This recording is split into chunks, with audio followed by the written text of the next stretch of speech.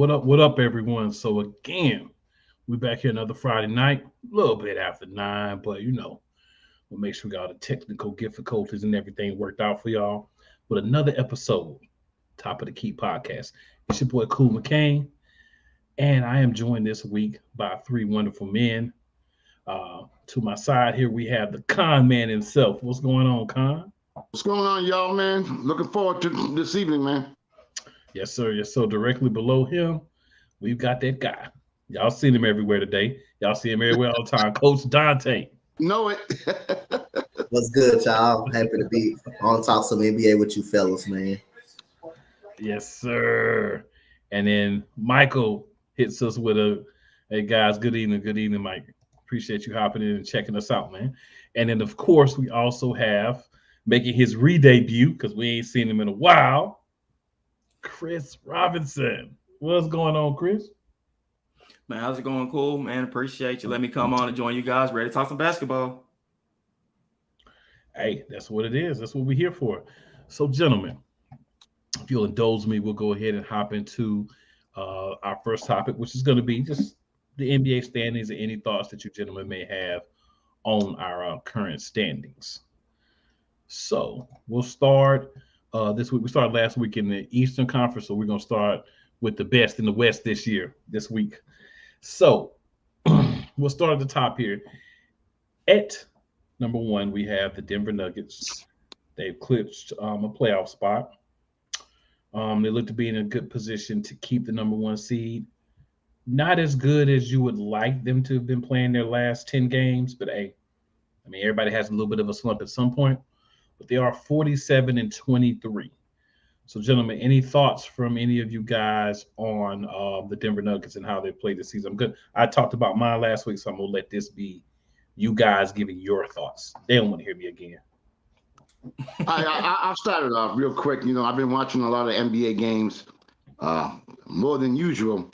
And, Denver, to me, they went to a little low. They lost 3 games in a row. And they really weren't looking like the Denver of old. And like you said, right now they're in solidly in first place. Right now, I mean, they're getting healthy. I think that as of last night, they're playing a little bit better. But, I got to see more. Denver's known for always doing good in the regular season, and then they choke during the playoffs. So right now, we can say how good they're going to do. But right now, it really don't matter right now. Regular season don't mean a damn thing unless you get home court advantage. That might help.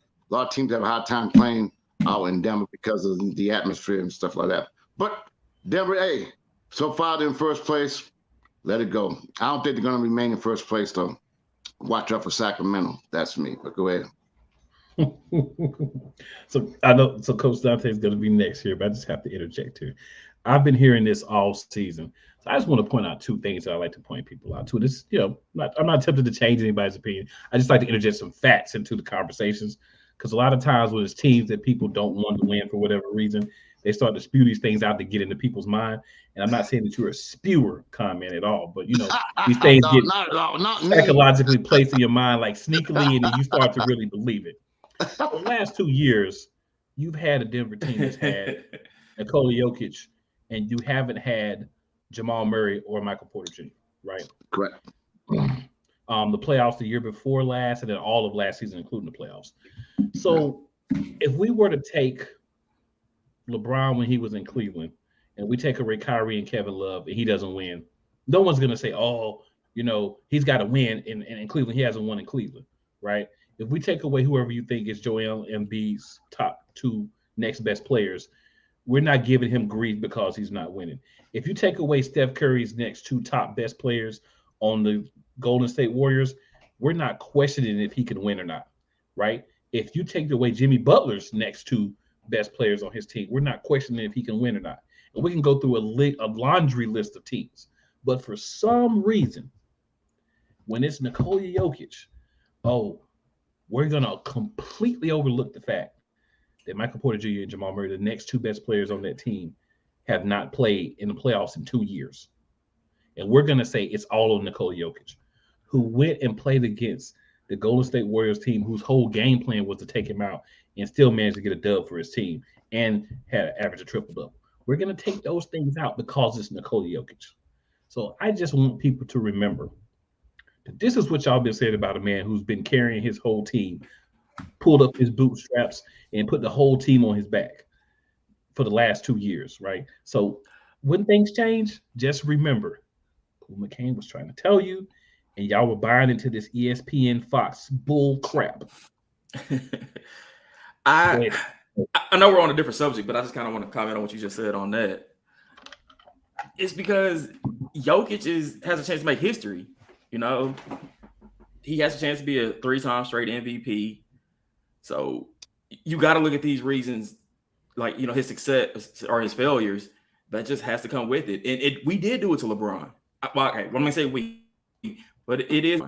He still, you know, he gets criticized for losing to that Golden State series with Love and Kyrie got hurt.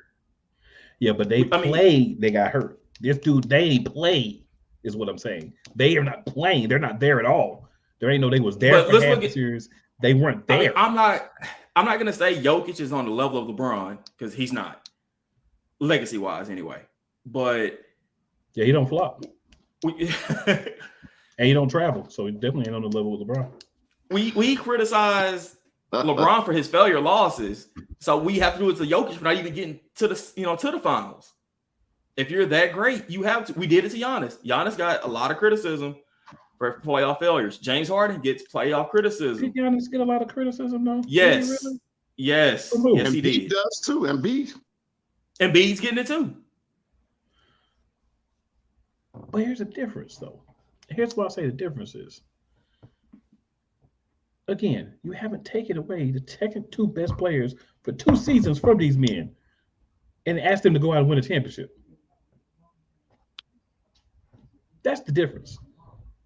If you take any of these guys, you take with the next two best players, I'm not going to say they're going to get a pass, but we're going to say, well, once they get their guys back, we're going to see. With Jokic, the story is, he can't win the playoffs because he hasn't won without the next 2 best defenders, offensive players, and all-around players on the team. You know what I'm saying? So that's where I'm like, come on, y'all. We really going to do this. All right, so cool. If you don't mind me interjecting.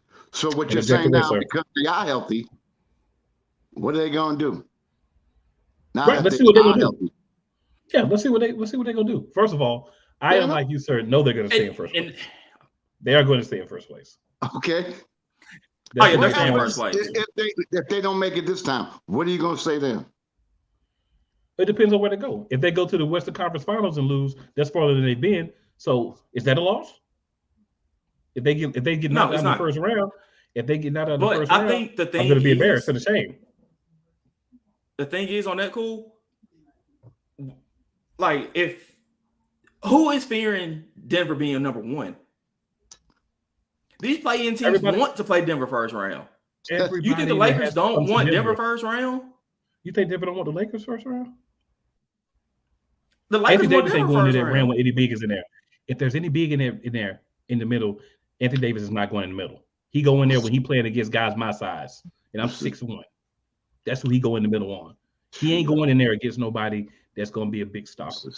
Okay, so that's going to make him a jump shooter. He's effective still. Not as effective when he's not in that rim. He's getting a lot of those points because he's manhandling smaller men down low. Let's watch the games. I watched a lot of the Lakers games. No, you're right. I'll give you that. So if you take that away from him and you make him have to work against a big that's playing 5, he's got to also go defend him. So if he's not going to play the 5, who's going to play the 5 on the Lakers? But are you expecting Jokic to defend AD? Yes, Jokic can defend AD because he's going to stop him from getting to the goal. That's all he has to do. If he can get 30, 35 points a game with nothing but jump shots, so be it. No, that's not happening. No, really, that's not going to happen. So you're putting a lot of pressure. I'm not. He has to guard every game. Yeah, that's taking away a lot of offensive energy that Jokic is going to have because he has to do it every game. He always has to guard. He doesn't have the luxury of disappearing and playing the easiest big. He has to guard someone every game. If you watch Denver, you know that they play a switching defense. So there's times where you have Jokic on a 3, where there's times where you have Jokic on a 2. So he plays defense. This is not something that would just be happening now. This is something that he's done all year and still maintain this triple-double. But people who don't watch the Nuggets and only listen to what these people who hate on him tell you don't think he plays defense. Watch his play. Go back. There's plenty of games on YouTube. I'm Go not watch the knocking games his- and watch him play. I'm not knocking his defense, but is his defense effective enough to stop Anthony Davis? From getting to the hole is all A he's gotta driven do. Anthony Davis. So when have we seen a consistently driven Anthony Davis? I have something that I want to say right here. The and I want last time they everybody to played Denver in the playoffs. I want to say something right now, and I want everybody to listen. Right now, you're seeing a different Anthony Davis because there's one ingredient missing from that team. When that ingredient returns, Anthony Davis is no longer Batman. He goes back to being Robin. Anthony Davis's Robin is a lot different from Anthony Davis's Batman. His Robin won a championship after beating the Nuggets. His Robin didn't win a championship. His Batman won a championship. LeBron was Robin on that team. Go watch this series. The person who should have been MVP is Anthony Davis because that's who won that entire play. He won. No, Anthony Davis won the series against the Nuggets. Anthony Davis won every series. Go back and watch again. Go back and watch. What's in that cup? Fruit punch. I see fruit punch. What you been sniffing before the show? The way you talk. Hey, cool. I'm just looking at the remaining schedule of your Denver Nuggets. Out of the next 12 games, they got 7 games that I think they're definitely going to probably lose. If you look at their schedule, And they they're got not going to Knicks. lose those 7. Whoa. They got who? They're at the Knicks I ain't worried about tomorrow. that. I ain't worried They about got Brooklyn Sunday. that. I ain't worried about that. All right, Wednesday, Washington, and now here we I ain't go. worried about that. Back to back, Milwaukee on the 25th. Then they I'm go worried play about Philly on the I 27th. ain't worried about that.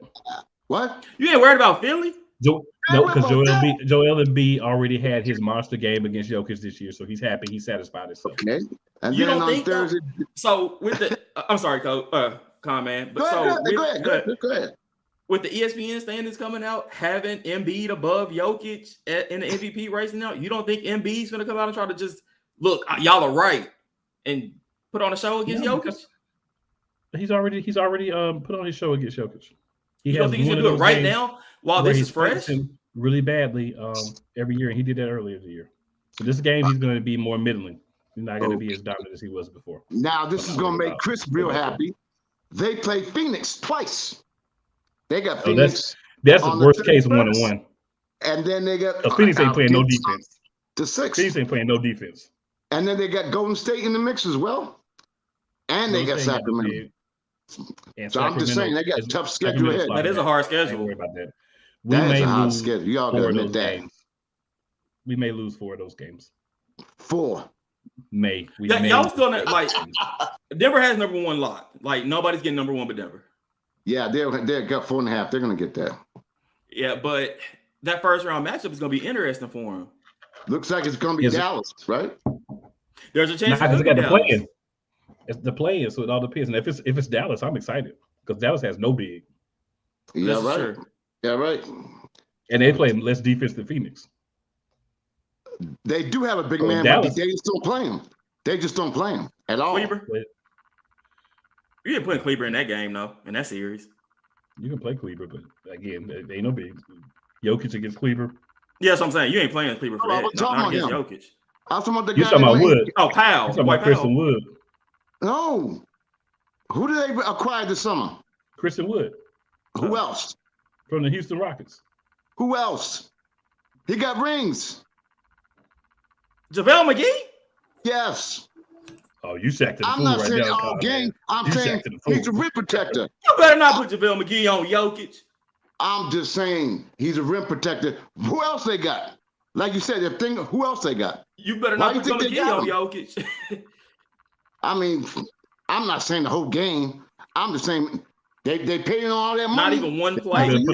better put him on Thomas Bryant. That's what you better put him on. You put him in with Thomas Bryant in there, maybe. But you don't want that. You don't want that on Jokic. You don't want that on Jokic. Because Dante, let me slide I'm you not in, saying man. starting the game. I'm talking about, he got 6 fouls to waste. You know what I'm saying? Think about it. Jokic is a good free throw shooter too. I know. I It agree. could be that could be 12 points that you're giving us right now. I'm just saying. You got a point. I'm just saying. Hey. So we're gonna go to Coach Dante here and get his thoughts if he has any. And also, we're gonna I know. welcome What's up, in man? He been the king quiet of since back blasphemy June. himself, Marcus the Oh Magic. no, here we go. Here we go. Here we go. All right, Coach Dante, what you got? First of all, Anthony Davis gonna stop himself because all he like to do is face up and shoot jump shots all day. And if you want him to shoot jump shots, you will live with that. So he doesn't attack the rim as much as you think. He doesn't attack the rim. He's a jump shooter. He's one of those guys that turns himself into a stretch, kind of like a rim protector stretch for a 5 or something like that. He doesn't go to the rim. He doesn't attack the rim. And Anthony Davis, to me, it makes it seem like he can't stand physicality when he's trying to go inside. So other than that, I'll say I like Denver. Like I said, I think Denver does have enough. I think they do have enough to get to the NBA Finals. Having Jamal Murray and Michael Porter Jr. back definitely helps them out. Having Thomas Bryant in the paint as a backup, someone who can stretch the floor and also play some good defense and play above the rim. And having that leader in Reggie Jackson definitely helps them at the backup point guard spot. So I actually like Denver this year. I actually like Denver this year get into the NBA Finals. All right, Marcus. You got Denver question, my coming out brother, Well, because I've been away for a few weeks now. So we're talking to standings, and we're just talking about Denver and your thoughts on the Denver Nuggets at this moment. my thoughts on Denver. Yes, sir. They're a pretty good team. You know me, I'm not a big fan of Jokic being back-to-back MVPs. I think this year he's actually having an MVP season where his team is actually number one and he has the numbers to really back it up. And I thought the previous years, Joel Embiid should have won them. So, but as of right now, I'm going to give it to Denver. They've been holding it down. Joker's been playing unbelievable. I don't got them in the finals, of course. I see them getting bounced in the first round.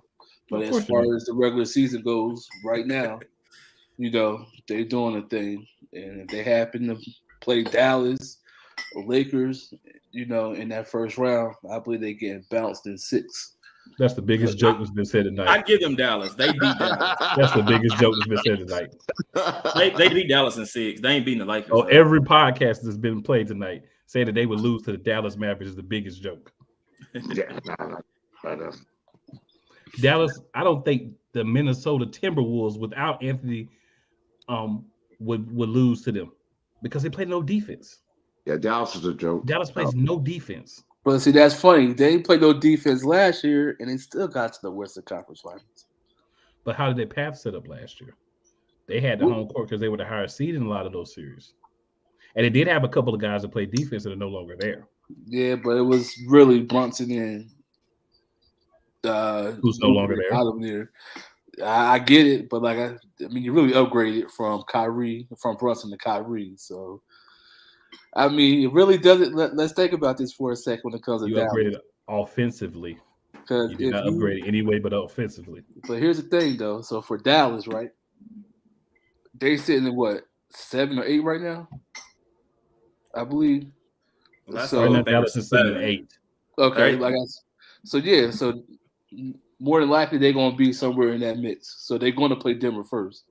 Not necessarily if they're 7th, they won't play Denver. They'll play Sacramento. I believe they're going to be in that 8 spot. They'll be whoever they got playing the play-in. So I'm thinking it's going to be Denver and the Mavericks in that first round. And say what you want. If Kyrie's going to play, him and Luka, they're a nice little tandem, to put up some points. And Denver don't play no defense neither. So that's going to be who can come along with Joker, to balance scoring with Luka and Kyrie. So that might be a tough matchup for him to begin with because, they could pick and roll Joker to death.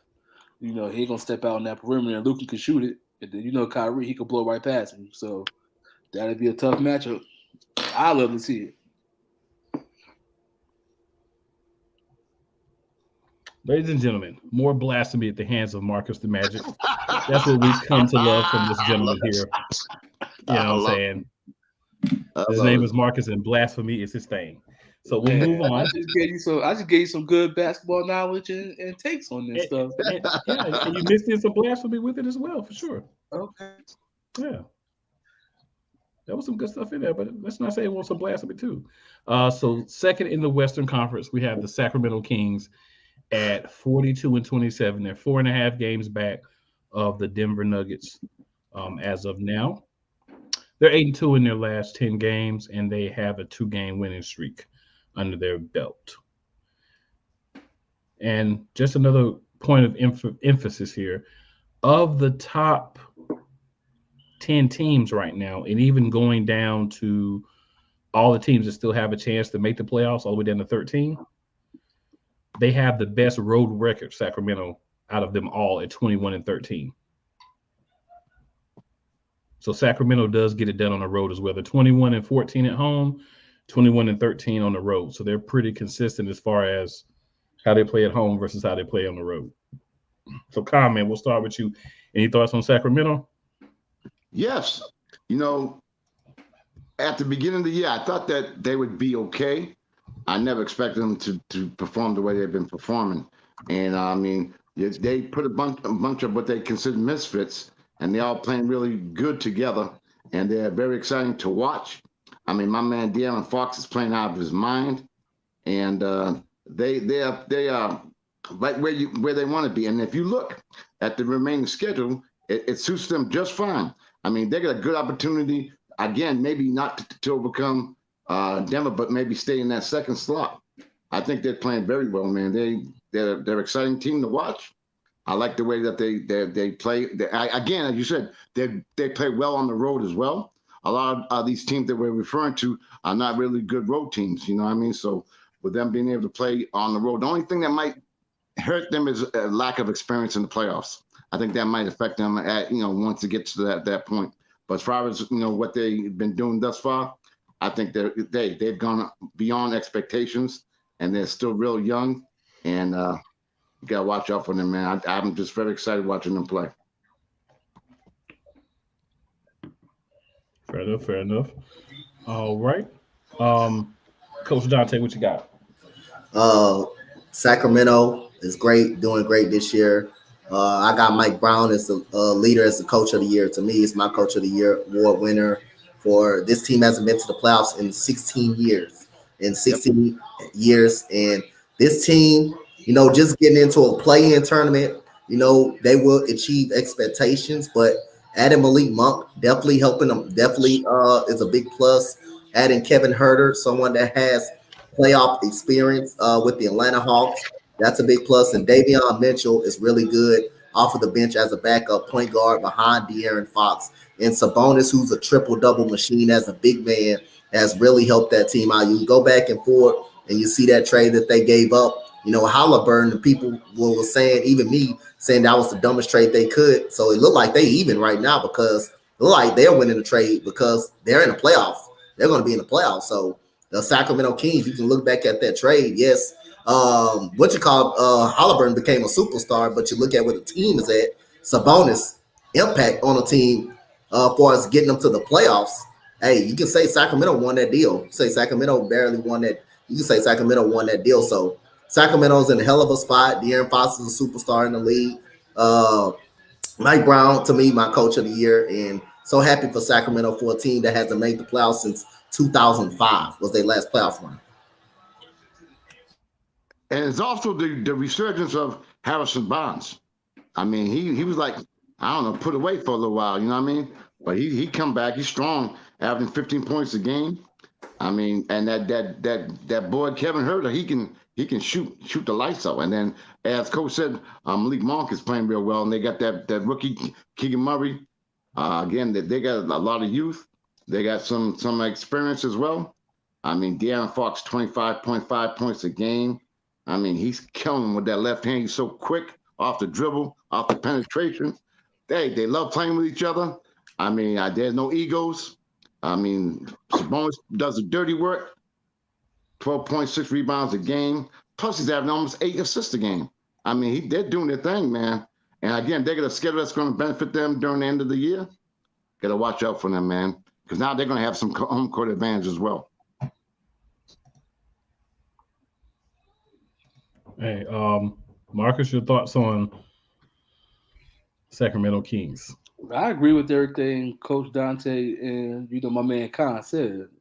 The only thing I don't get to watch Sacramento play unless they're on I can watch them, but they play so late at night sometimes that I don't get to watch them. But when I do get a chance to watch them, I like the way that team plays. But again, it's the West, and they're gonna have a matchup either with Golden State, Dallas, or LA. I feel sorry for them. They're gonna have a great year. They're gonna finally make it back to the playoffs, but they're gonna get bounced in the first round. So sad. So everybody's getting bounced in the first round. That's what we can take from Marcus. So everybody's getting bounced in the first round. So far, Marcus, I just want to give you a quick point here. You said Denver's not a good defensive team. They're a top 3 team in defensive ranking, sir. They average 7.6 steals game, 4.4 blocks. Defensive rebound percentage is 73.2.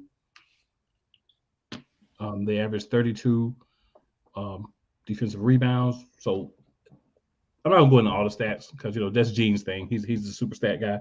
But I will say top 3 team defensive ranking. They're playing very well. So I just wanted to make sure that you were aware because I'm sure you haven't watched a lot of Denver. You're just doing like everybody else and just going off of what other people have been saying.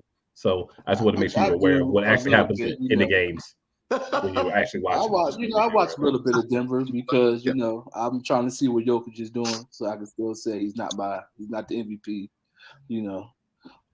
Very low. He's the MVP. So I gotta watch him play. Just they play tomorrow afternoon at 1:00 against the I Knicks. gotta tell you, man, to be 100% honest, if I was picking my MVP candidate, I would pick Giannis.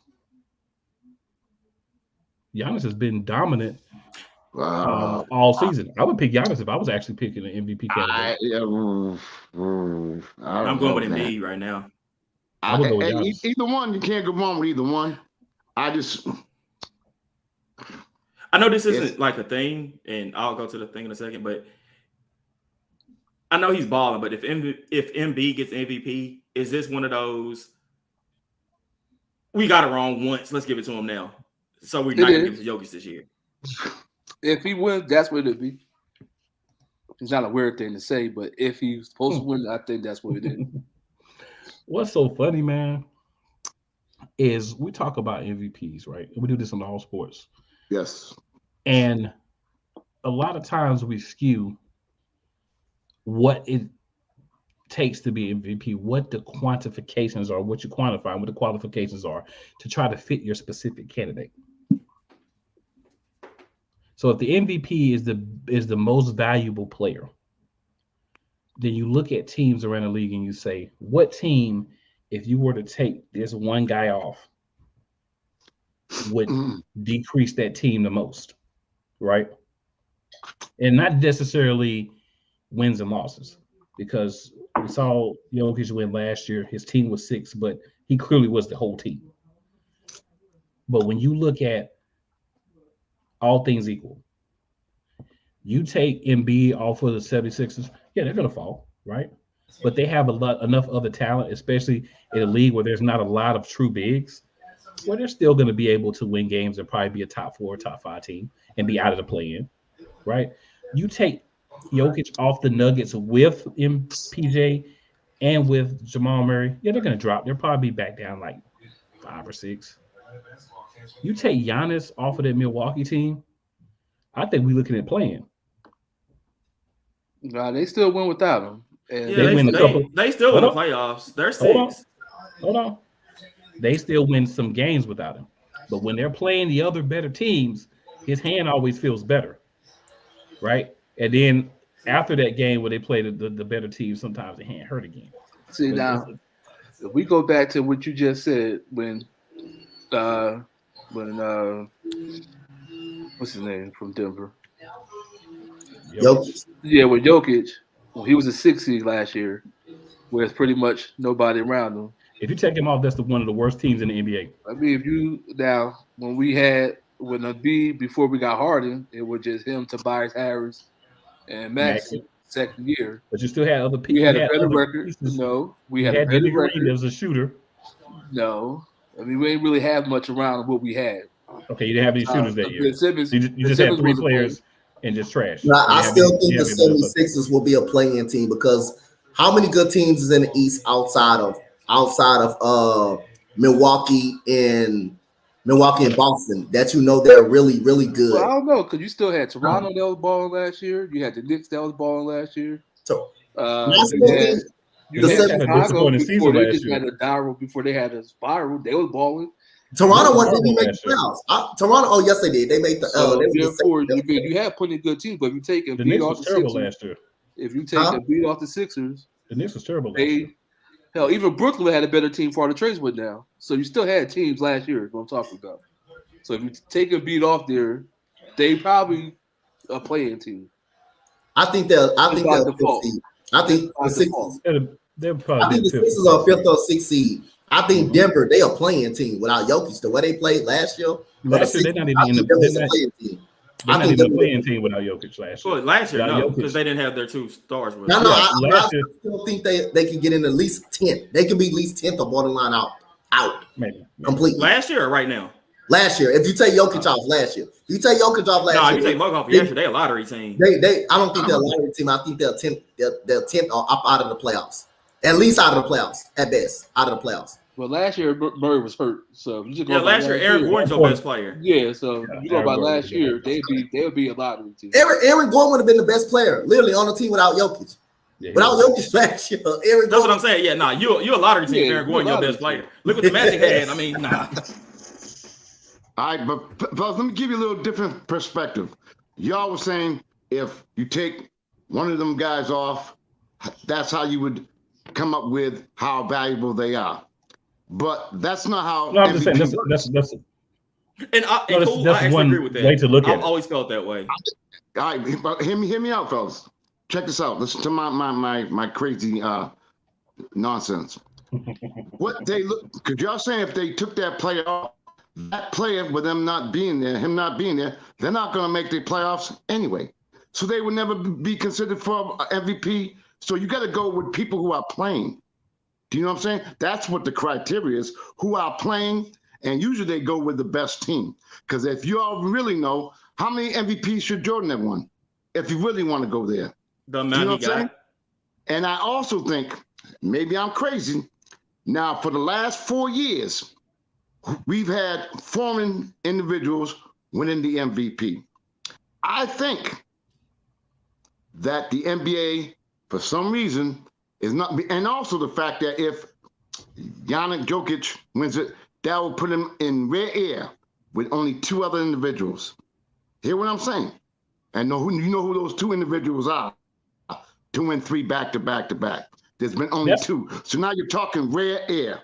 I don't think the NBA is going to do that. I don't think the voters, I'm not saying me, I'm saying the voters, whoever votes, that they're going to look at that. That's all I'm saying. And that's where MVP or Embiid gets it because of that reason alone. Like you can't give Jokic that, put him in that, in that breath with Larry Bird. You can't do that.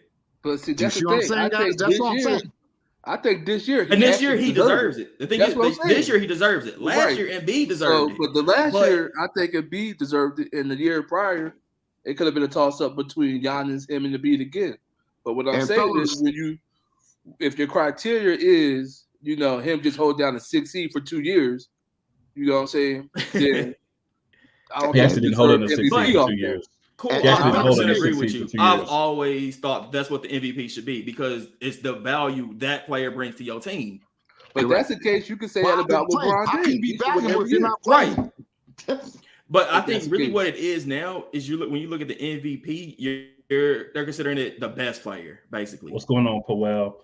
And that's why it becomes just, you look at the stats, you look at wins and losses and all that. It doesn't really mean the value that player has. And because you're right, that Chris. was it. Hell, a few years ago, you could put Dame as an MVP candidate because his value to Portland has always been there. And he's always been, I think, in that top 10. And fellas, I mean, y'all okay? Because I really want y'all to think about what I want to say on this. Don't take away my opinions. Just really think about the first year Jokic won. Chris Paul should have really been in that conversation because of the value he brought to Phoenix to get them to the 2 seed that year. But no, in all honesty, though, based on what you just said, right? But you're not going to do that because he doesn't have the stats. So, but what about the fact that Devin Booker was there too, and Devin Booker was having an awesome season? Does it not matter? I'm just asking. What changed from the Suns missing the playoffs to getting to number 2 seed? Devin Booker being healthy? No, he was healthy that COVID year. The COVID year, they were already out before the bubble started.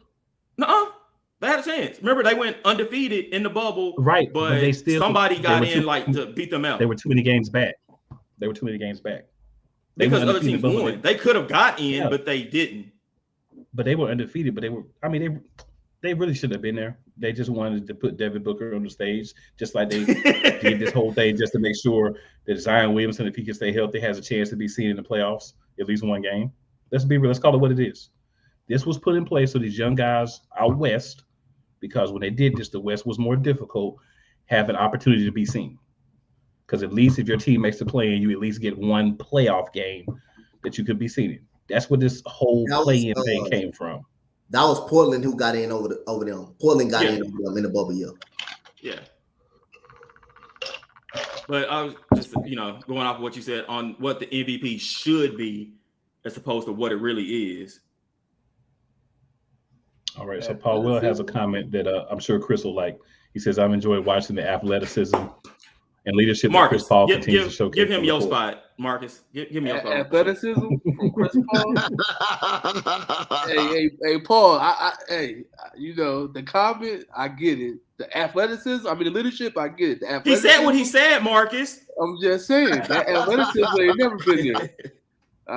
You mean the dexterity of his hands? You mean? So I never talked about the Kings. So let me talk about the Kings, Marcus. Oh, my bad. I was saving you for last, sir. No, I'm just messing with you. I just want to cut Marcus off because he was about to say some foolishness. Honestly, there's really nothing else that can be said. I 100% agree with everything that y'all said. Kings are in a great spot. Nobody picked the Kings to be the number 2 seed in the West. We thought the Kings would be a play-in team at best. So Mike Brown has, if he doesn't win Coach of the Year unanimously, it's a travesty, to be honest. What he's done to get I want to know who voted if that's the case. Right. I didn't know who voted. They shouldn't be there. The system. Yeah, they can throw away the whole system if that happens. I know he gets his all-star selections, but still, Sabonis is so underrated. Like, we watch basketball, so yeah, we appreciate Sabonis, but just the normal fan, casual exactly, fan, yeah. Sabonis maybe the most underrated. What's up? Is he really underrated, or because he was playing in Indiana, so nobody's really watching? You see what I'm saying? But even then, he was doing good in Indiana. That's what I'm saying. He was.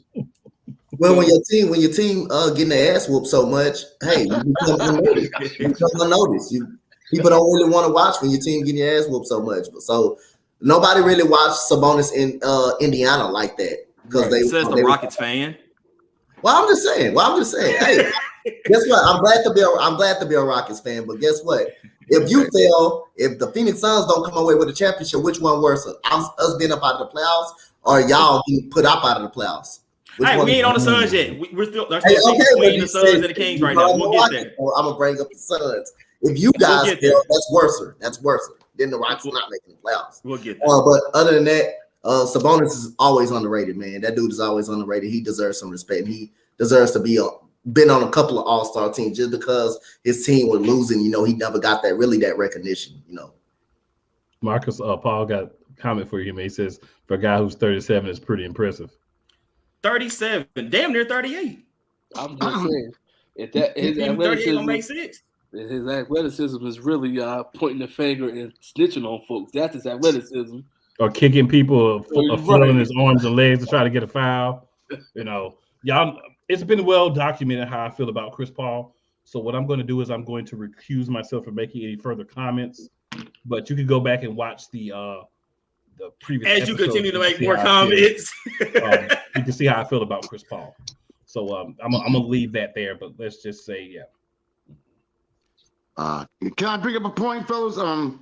It was brought up last night and the night before. Matter of fact, it's been brought up the last couple of days on the various talk shows. I want to get your opinion. Matter of fact, quite a few of the individuals were talking about this. I want to hear your take on this. Load management. What I mean by that, now they want to set a standard that in order to be MVP and for giving consideration, you must play at least 65 games. Now you got guys like, just saying, Giannis has missed quite a few games. And Embiid has missed quite a few games. Jokic, I'm looking, he missed less games than the other big guys that we're referring to. How much of importance does that mean to you guys when you got guys who just sit out like AD the other night because back-to-back?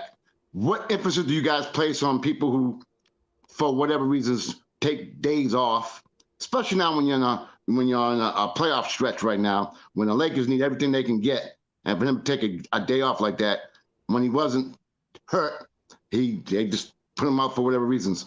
What emphasis do you place on that as far as an MVP or whatever? How much emphasis should I put it? Now, here's the thing with load management, right? If you're talking certain players, LeBron, for whatever it is, I think some of this stuff might be a little blown out of proportion in certain situations because let's say like LeBron's been in the league for 20 years, and I'm sure LeBron played upwards to 70 to 68 games most of his career. He's pretty much been Iron Man.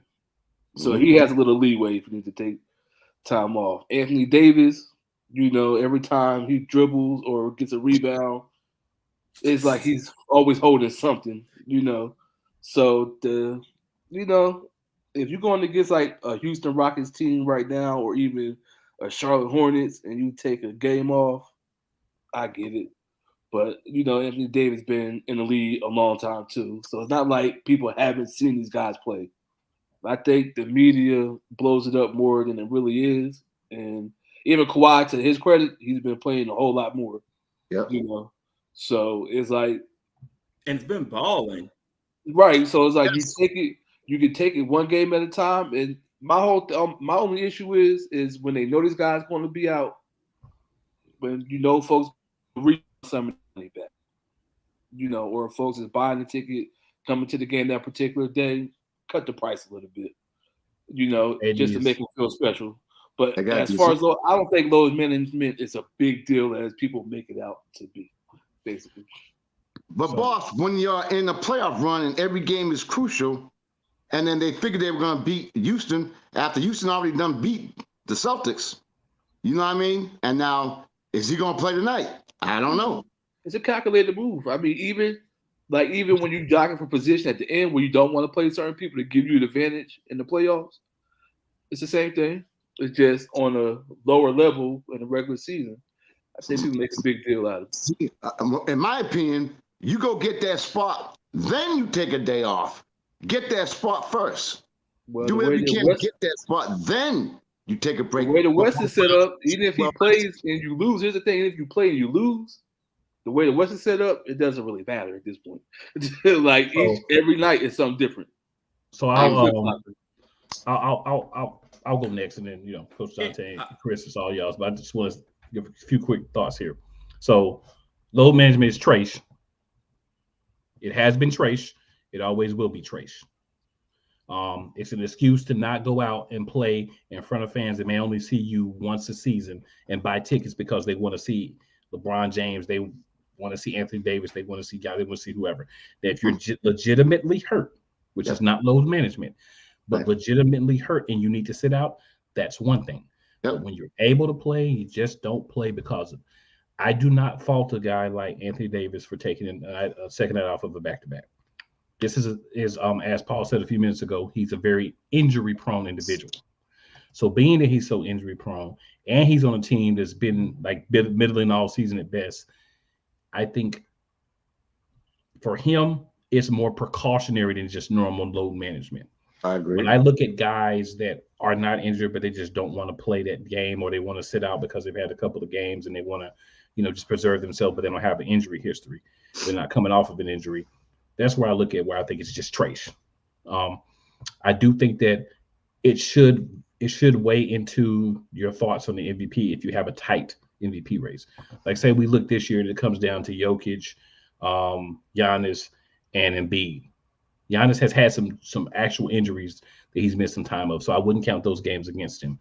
I don't follow Embiid as closely. I do watch, but I don't follow him as closely, so he may have had genuine injuries. If he's had genuine injuries, then I wouldn't count that against him either, right? Because you can't control getting hurt.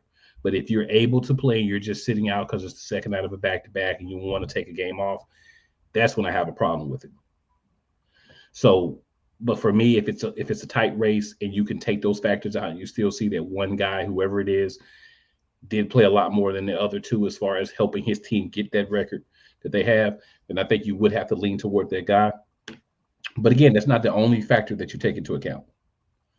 It's one of the factors, but it's not the only one.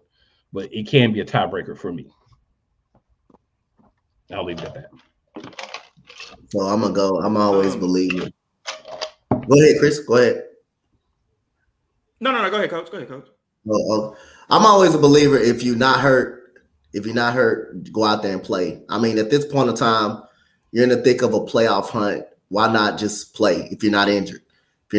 So, I mean, that one game. Just think about if the Lakers don't make the playoffs. How you know if the Rockets game not going to hurt you? Not going to hurt you by you missing that game. So, at the end of the day, I feel like if you're not hurt, just go out there and play. Now, if you are hurt, you go out there, you sit down if you're not feeling right. So again, unless your back is broken or your ankle is torn off the bone, then you go out there and play basketball. You go out there and play basketball. So again, load management it just sucks. I just hate watching it. Fans spend their hard-earned money to go see LeBron James, see Kawhi Leonard, Anthony Davis. They go out there and spend hard-earned money to watch your first team and your first team play, not the third stream, not the fifth stream. They go out there to watch your superstars out there play basketball and give it all they got. So if you're not hurt, go out there and play, especially when you're in a playoff stretch and when you know you need to win a certain game. You go out there and play if you're not hurt. Go ahead, Chris. Yeah. My thing on the load management is if with it, I don't like that it happens. I understand injuries happen. You have to miss that. Like, don't go out there playing hurt and jeopardize it. That's crazy. But like you said, just because you don't want to play, your tum hurts or something. No, get out there and play. If load management has to, it should only be home games, non-televised, because you have okay, I'm 2 hours away from Dallas. I went to this match game a couple of weeks ago.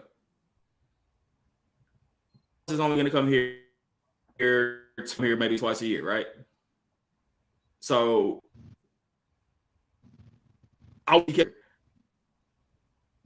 if one of them play, I'm mad, but I'm pissed about that. But I do have more chances to go see Luka play because right. So if I go see the Magic and going to see Paolo, it is what it is, right? TV, so nobody's missing any money on it. But there are fans who are traveling, saving up, Christmas presents. People are putting their money on it to go see these superstars. That one time a year they're gonna be there, and you don't want to play. Nah, you need to start hitting their pocketbooks. Like if you, I mean, I don't know about y'all. I have a job. If I don't go to work, that comes off shit. True that. Well, fellas, too. Now, the Lakers right now, they got 5 home games in a row. Right in a row. Then they go away for 5 games in a row. And they're back home for 2. So right now, that's 12 games. They got 5 at home and then 5 away. The 5 at home are Dallas tonight. Then they got Orlando, winnable. They got Chris's Phoenix. I think they can win that one because Durant's probably not going to play. Oklahoma City. Sorry, Chris. Doesn't matter. Oklahoma City, they can get that one. Then they got back-to-back against Chicago. I mean, they got a chance to really move on up. And then they go to they go to Chicago. Then they go to Minnesota. They set out to hurt. Minnesota, Houston. They can win both. Utah. Then they got the Clippers, and then they got that Christian team again, and then they got Utah. So they're probably going to lose at least 2 or 3 of those. They got a chance to make it up. How many games do you think AD is going to play out of those 12? 4? Maybe. I don't know. Is he going to play 12? He'll play. I'll say he'll suit up at least 8. I'll say 8. None of the back-to-backs. So how many are not back-to-back? How many are back-to-backs? Matter of fact, I don't think there's no back-to-back for only one. Chicago only is one back-to-back. There's no more back-to-backs. Tuesday, April 4th at Utah, and April 5th at the Clippers. That's the only back. So he's not going to play the Clippers. It's only back-to-back. That's it. He's not going to play Utah. He'll play the Clippers. So I think he's sitting out Utah as opposed to sitting out the Clippers. I mean, the best thing, what'd you say, Cole? If they really wanted to make it right, if they really wanted to, they don't necessarily have to play a full game in load management. They could play 12 minutes in the whole game, or maybe play a half or so. And I'd be perfectly fine with that. Come out there, like start the first, out there, suit up, do probably something. Start the third, like play like 4 to 5 minutes in a game, and then you still load managing in the sense, and then they get to see that. It would hurt their stats, right? Yeah, but stats. It doesn't matter how you actually play. It's all about not necessarily. But see, here's the thing, though, because if you do it, let's just say if we just keep the narrative running that load management is such a big off for everybody, then you're going to start to hurt the product of the game. So it's going to touch the pockets because now you're losing views, and then the TV deals, and then the way they set up their CBA and all that stuff. It's a lot that ties into this stuff, and that's what I'm saying about you can't just pause games. So therefore, if you go in there and just play 5 to 6 minutes a game, you kind of still load management because you're not really showing a big load if you're not injured, legitimate injury. Now, a lot of people can't play through pain. I get it, but like you got fasciitis and all that other stuff. It's hard to move on your feet. But, if you just in a little bit of pain, I can't, dictate who's pain. But go out there and play 2 to 3 minutes a quarter, call it a day. That's all most that. So first, get some comments here. So in response to your comment earlier, Kyle says, calculated move, huh? They're struggling to stay in the play-in. He's talking about the Lakers. Then Paul says it's too hard for a team like the Lakers to play nonstop high-intensity basketball almost all season and then transition that way into the playoffs or play-in. He does say Jokic is his MVP. This guy's a beast. He does say players that I find are underrated in the game but have solid numbers are Steph Curry, Bobby Portis, Aaron Gordon, and Nick Richards. And then he says that the Lakers have a tough homestand. He did ask a question earlier. That I'd like to, if I can find it here. Oh, yeah. So he asked, who do we have possibly in the finals? He's got the Celtics and the Clippers. So I'm gonna leave that up there, and I'll just, we'll end up having to come back, of course, to our standings talk later because we've already spent an hour on it. But we'll answer this question for Paul since he did pose that in the chat here. So we'll start with you, comment. Who do you have in the NBA Finals as of right now? Of course, this change. Say who I have? Yep. In the finals? Yep. Okay. Two teams. I have Denver and the Celtics. All right, comment who you have. I got Milwaukee. That West is tough. I got Milwaukee, and I'm gonna roll with. I'm gonna roll with Phoenix, Milwaukee, and Phoenix.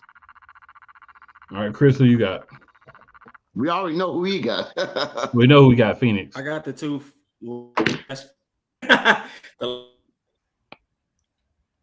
against the Celtics. You got who against the Celtics? Oh yeah, we didn't hear you. I was right, Phoenix. Okay, I thought so. All right, Marcus, who you got? You know I got Philadelphia and the Lakers in the finals. Oh, that's interesting. You know, 83 style, baby. Is Doc Rivers still a Philly coach? Yeah. So far. I'm not going to hit on Doc Rivers this season. I just can't do it. Not this season. All right, I'm going to go Denver and Milwaukee as my two teams. So we'll go. So we'll switch it up here. So we'll go top three teams from each conference. We'll just talk about those, and then we'll come back to the West, and we'll pick up next week. After that, so third, of course, in the West, we have the Memphis Grizzlies. Any thoughts on the Memphis Grizzlies, gentlemen? Yes. Can I go first? You sure can, sir. I have. We'll just go around. I'll be quick because I know I'll be quick. Memphis right now, they have a lot of talent and they got that dog in them. I think they overreacted a little bit at the beginning of the year. They thought they got a little too cocky, I thought. And then with the situation with Ja, and here's one question. I'm going to be real quick, real brief.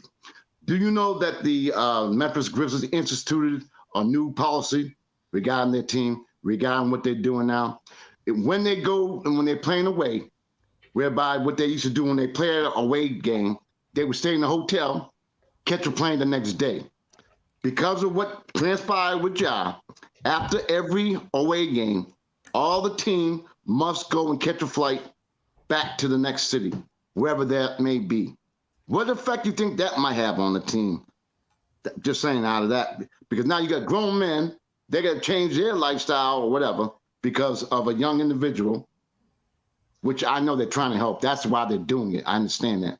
They're more or less providing security for them. But what role might that play as far as the them getting along together?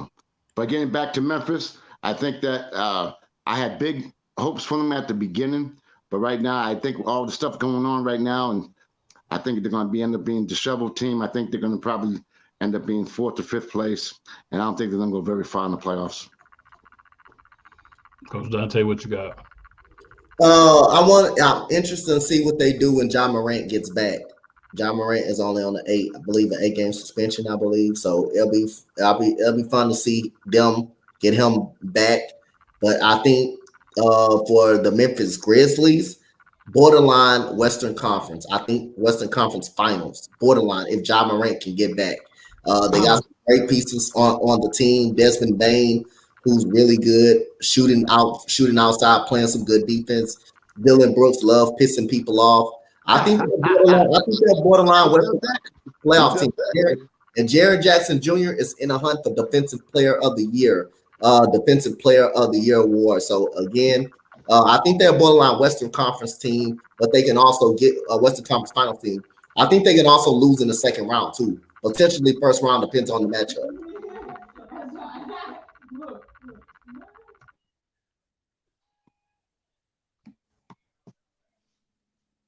What about you, Chris? I know Doc mentioned officially would end Monday. I think he's eligible to come back, but I still don't think they're bringing him back just yet. So that's gonna play a big role because you got to see where his mindset is. Like, yeah, we know he can hoop, but after all this stuff's going on, and then like comment brought up, your actions have affected the whole team now. Like, man, we got to play, shower, and we don't get to rest or nothing or anything. Yeah, you are best here, but that's got to create some kind of issues. You know, Scotty? like you out here trying to live this whole different lifestyle because and now it's affecting everybody. So that's gonna change the dynamic on it. That I really want, man, but the attitude is just they're too keen to have proven anything. I do think they can get to the second round. It just depends on that second round matchup, who they will play.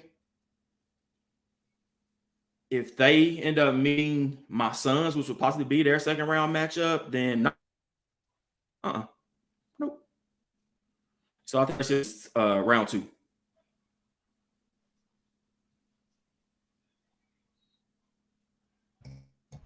What you got, Marcus? They get bounced in the first round. So that's 3 in a row for Marcus. Yep. He's 3-0, and everybody getting bounced in the first round.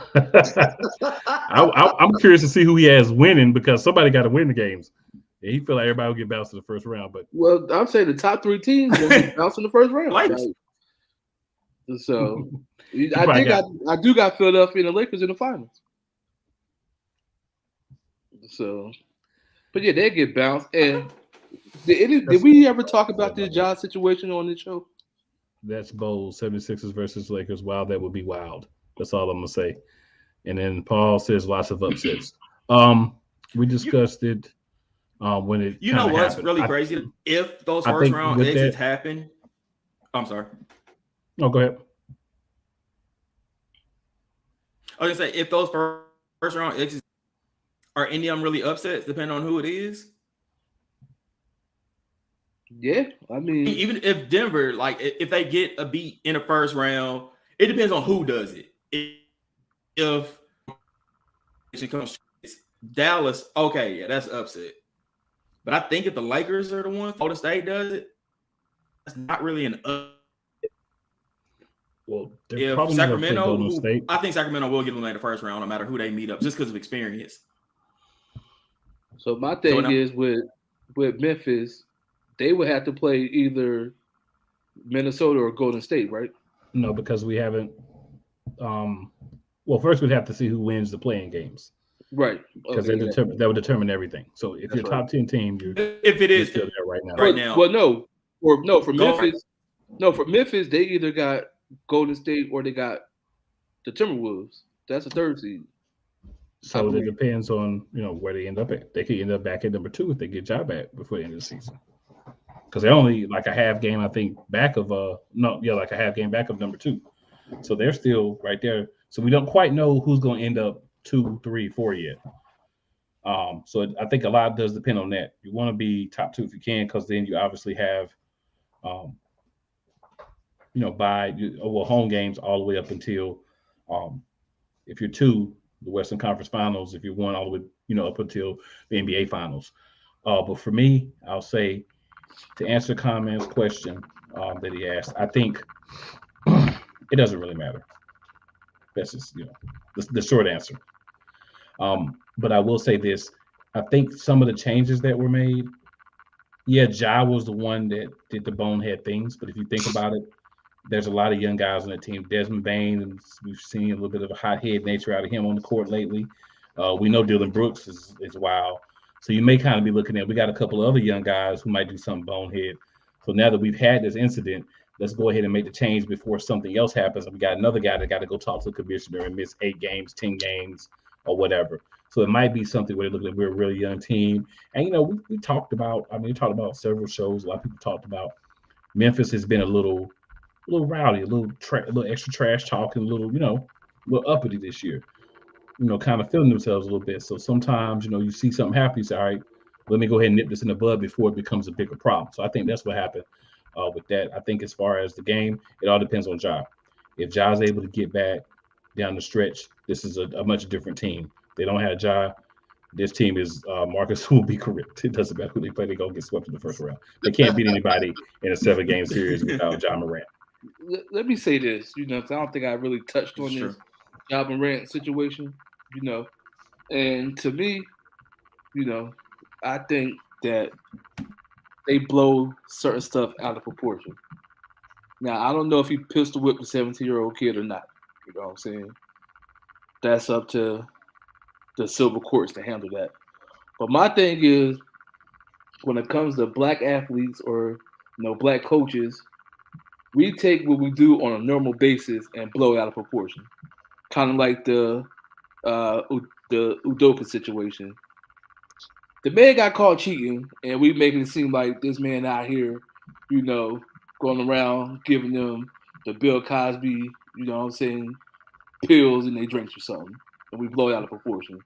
Now we're talking about a 23-year-old kid, I don't think it's no fault in him having a gun if he has one. You know what I'm saying? Who doesn't walk around with one, especially if you got money and talented? Not everybody want to hire security. So I'm thinking, some of this might be blowing a little bit out of proportion because, truth be told, only reason why they suspended this man, contract detrimental to the NBA, they couldn't find nothing. But by it being such a big media deal, they had to do something to save face. Like, we can't be blowing stuff out of proportion for stuff that people do on a regular day just because they're athletes, you know what I'm saying, and they got more of a platform. I don't think it's a big deal. Should he have a strip club? Should he have a gun in the strip club? No. We know that could lead to exactly. That's what I was gonna say. Yeah, we know it can lead to certain things, But come on, let's be for real. If the security doing their job, then they would have caught that. Sometimes you get away. I've been to put in strip clubs, with a weapon. All I'm saying is it happens. But then again, I'm not an athlete, but I don't want to, blow it out of proportion. You know what I'm saying? Because you're also not flashing it on the camera either, though. He's 23. Let's be for real. You know what I'm saying? Okay, so what if it goes off? Like, that's the thing about it. But see, that's okay. I'm 20. I've been 23. I've been to strip clubs. I have guns. That's the thing. None of that goes together. When I first seen the live thing, I thought he was holding like a little gun lighter. That's what it looked like. I'm like, this little thing like this. You know what I'm saying? Looked like a little donut for a second. From what I called it. So I'm thinking he's holding it by the grip, which is good. He ain't have his hand on the trigger. But Marcus, what you're not understanding is you're not looking at it from the owner's perspective. You're not looking from the business brand. He just lost a soda drink contract. He's got a shoe company. Also, because of the games he's missing, I get it. But hear me out, Marcus. He's going to lose out on $33 million because he's not going to be able to make the All-Pro team. So if you're talking about a young man who's 23 years old, now I don't have no guns. I ain't like that. But what I'm saying is, you got to look at it from the brand, the NBA brand. He's the leader of so many young kids who look up to him. So he's got to set an example. He's 23 years old.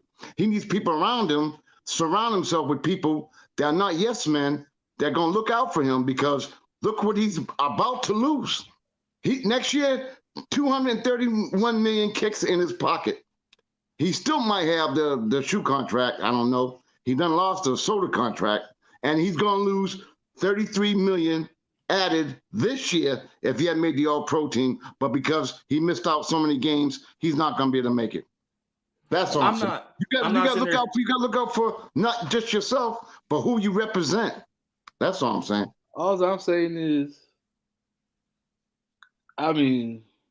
clearly, the only thing I can really say that he really did wrong was going live. Because if he didn't go live, none of this stuff really happened. No, he's wrong for pulling it out. Common rule: if you have a gun and you pull it out, you need to use it. You don't pull it out in a strip club. That is common rule. You know what I'm saying? But this ain't the only thing he's done. That's if you're in a scuffle. But in general though. What I'm saying is, I'm not going to blow this out of proportion to where it's not being blown out of proportion. It's like the thought of you carrying your gun with you. Like, I live in Texas. Everybody's carrying a gun. I don't know that, but because nobody's just walking around flashing it for no reason. Because that's how problems arise. They keep it and they holster on their side. It's okay. Right. I get it. But here's the thing.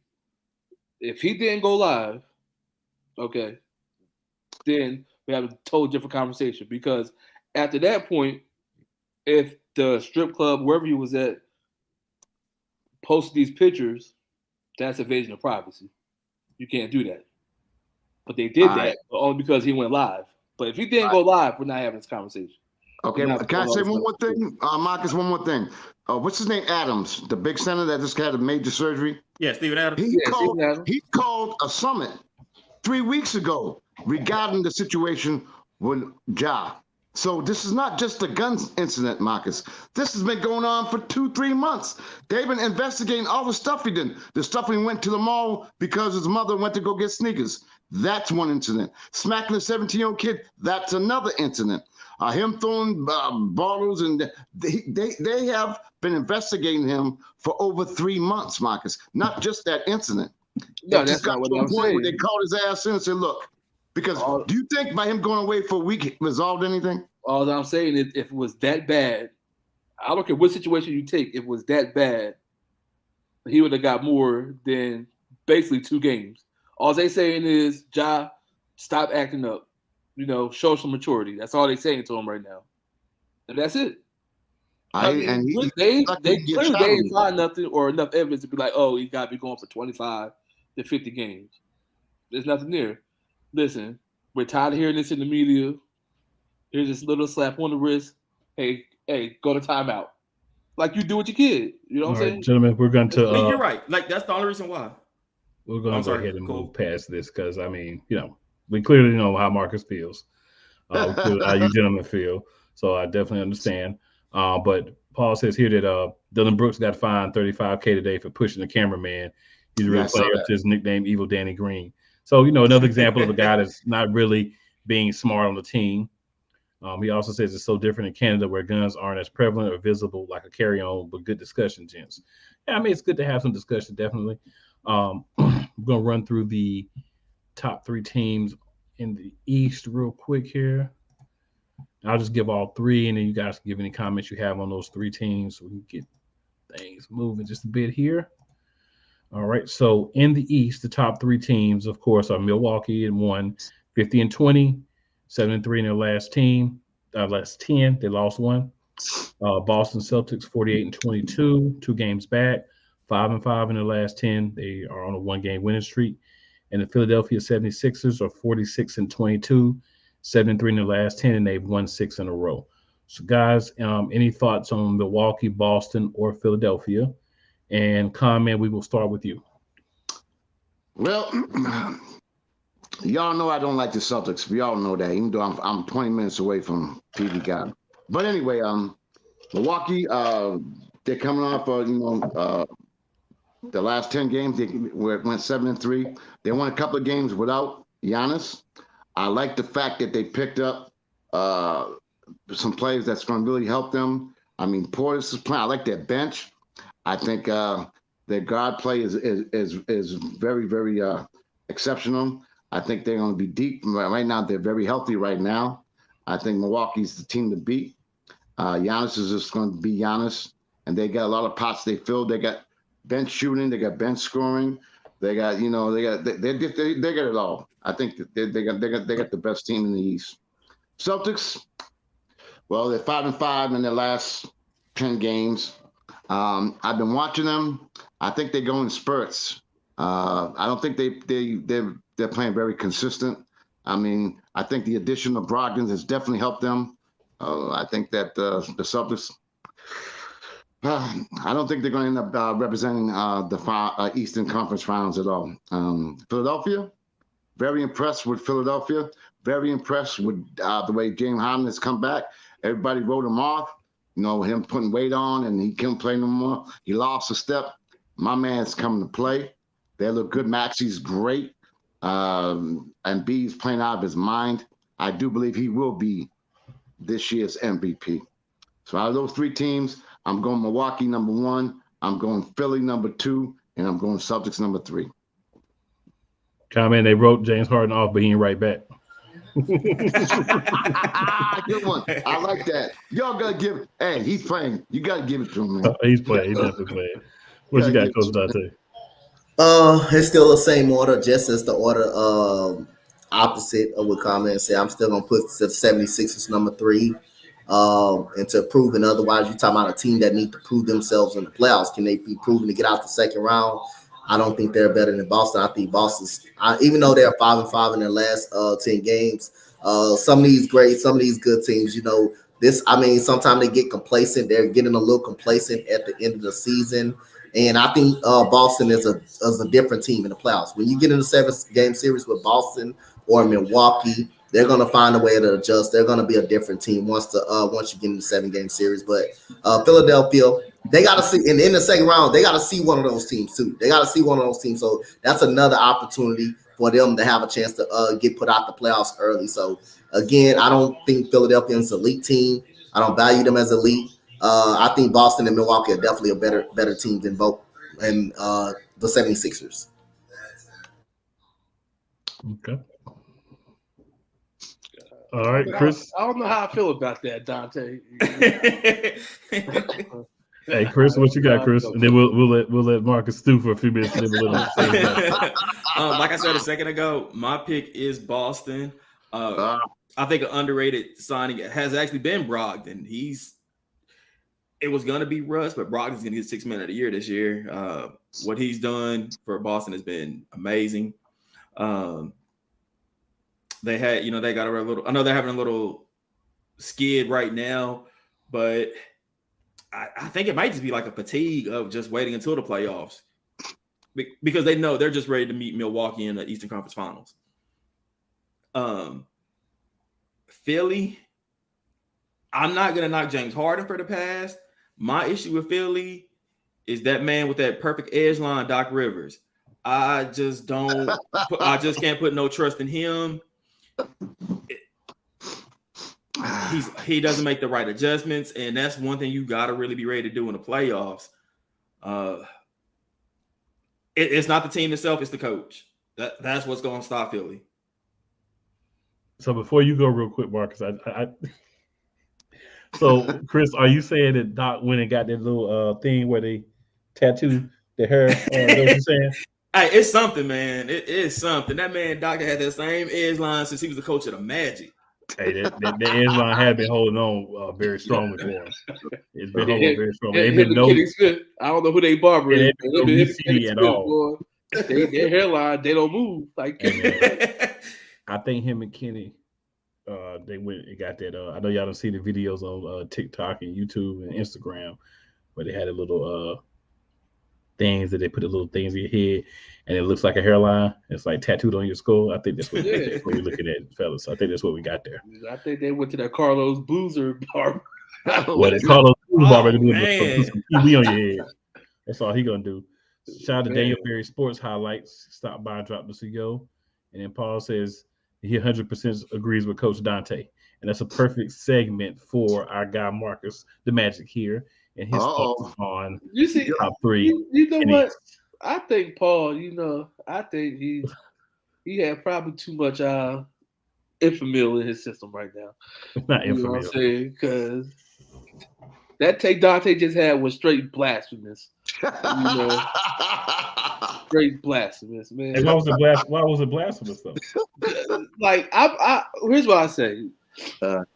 When it comes to Milwaukee, hey, you know what I'm saying? They outside of the year they won a championship, Milwaukee's been bounced in the second round themselves.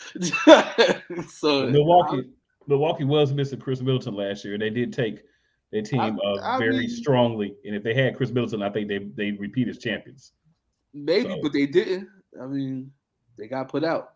Well, some of us like to give people. Now, I agree. We might not say Philly is elite. You know what I'm saying? And sometimes you got to wait your turn. You know what I'm saying? That's and fair. we took our lumps. We took our lumps right now, and we're proving this year it might be a different outcome. I'm just saying it might. But just a straight blow my team off like that, Dante, that hurt my soul a little bit. Like, hey, at least he didn't say first round. It's like it's just Philly. They ain't nothing. You know what I'm saying? Even though he didn't say Trace either. So he could have said a first round exit like you said for everybody. Nah, not in the top three in the East. We totally different animals out here. You know what I'm saying?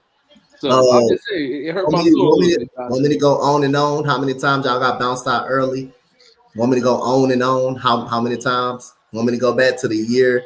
You want me to go back to the year that Boston and Jason Tatum. You remember their rookie season, Jaylen Brown and Jason Tatum, when you was bounced out in the second round? Yeah, Boston, that y'all was bounced out in the second round on that. You want to go back to the year when they had Kemba Walker, when y'all had the best record in the league, 61-21, when y'all got swept in the first round.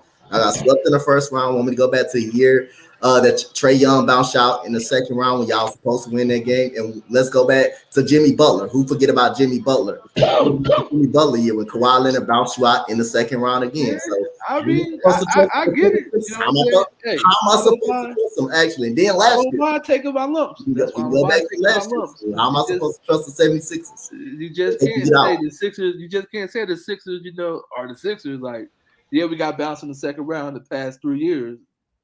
4. Past 6. It's 6 years. Hold on, I want to jump in right here. So the Nuggets are the Nuggets, but the Sixers are not the Sixers. That's the type of trash I'm talking about. That right there is. Hey, cool. They're not gonna bring that up. You've been one of the main people running around talking about the Denver Nuggets ain't done nothing and Jokic this and Jokic that. But when it comes back to the 76ers, who ain't done nothing either, it's a different situation. I ain't saying it was different. I never said it was different. I just said the way he just disregarded my team hurt my feelings a little bit. Okay, I mean, I got thicker skin. 6 years straight, you lost early. But Joel Embiid, 6 years straight, you lost early. All I'm saying is, man, Dante been quiet all night, so this Philly talk came up. He just came guns a all I'm saying, the Rockets ain't been too good themselves. You know what I'm saying? It was expected though. It's expected. You didn't expect us to make no playoffs or nothing. It's expected. No, but that's okay though. You know what I'm saying? We got it this year. I just can't blow my team off like that. All right, Mark, I have a question for you. Update: Warriors lose again on the road to the Hawks, 127-119. Wow! Again. The Warriors lost. That's 10 straight losses on the road. Again. Oh, the Warriors don't win much on the road. Marcus, I have a question for you. What is a failure for the Sixers this season? Oh, the same thing. We don't get past the second round. It's another failure. So if y'all get to the Eastern Conference Finals and lose to Milwaukee or Boston, that's okay? Yeah, I mean, it's a step. I mean, got farther than we did the past 6 years, so I can't complain. So if you lose second round, does Doc Rivers have a job in Philly? Nah, he out of there. Does Harden stay? Yeah, he stays. They talking about he want to go back to Houston. Yeah, that's what they saying, but he stayed in the Philadelphia. He ain't gonna get it no better. Okay. All right, so this is what we're gonna do this time. It could be a coaching strategy too. Why you don't get out the second round? I don't like Doc's rotations when it comes to the playoffs. But as far I've been saying this since the Magic days. But as far as now, I can't complain. You know what I'm saying? He's been coaching his tail off. So all right, gentlemen. So this is what we're gonna do. We're gonna flip things up a little bit. We're gonna start with Marcus. Here's the question: who are your top 5 most underrated players in the NBA today? This season. That's a good one. I know it is. Underrated. I'm gonna say my Sixers. Players. Pick 5 of them. Embiid, Harden, Maxey. Embiid, Harden, Baxter, Tobias Harris. Who's underrated Tobias Harris? I'm just saying. If you rate Tobias Harris, you're wrong. Let's think about Chris, don't fall into it. Don't even fall into it. Let's think about Chris. Okay, Mark. Listen, hold on. And my fifth player, Patrick Beverly. He went to Chicago and turned that thing around. Very underrated. Who's your top 5 underrated players? We ain't even gonna respond to that because it's just encouraging their behavior. My number 1 is Sabonis. Like I said earlier, he doesn't get the credit he deserves for what he's done in Indiana and in Sacramento. Just really because who's watching those games? I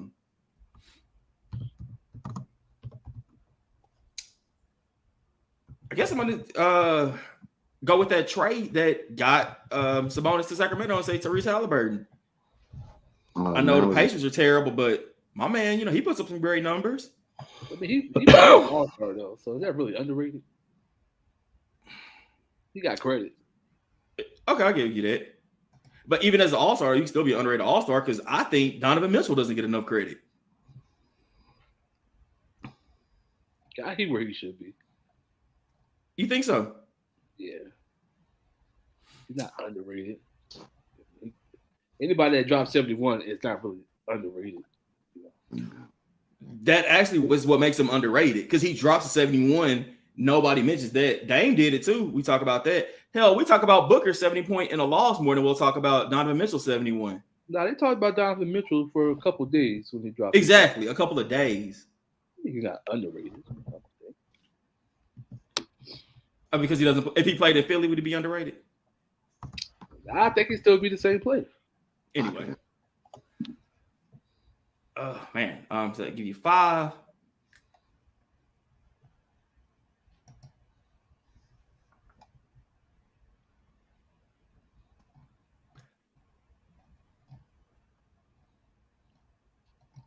I don't know.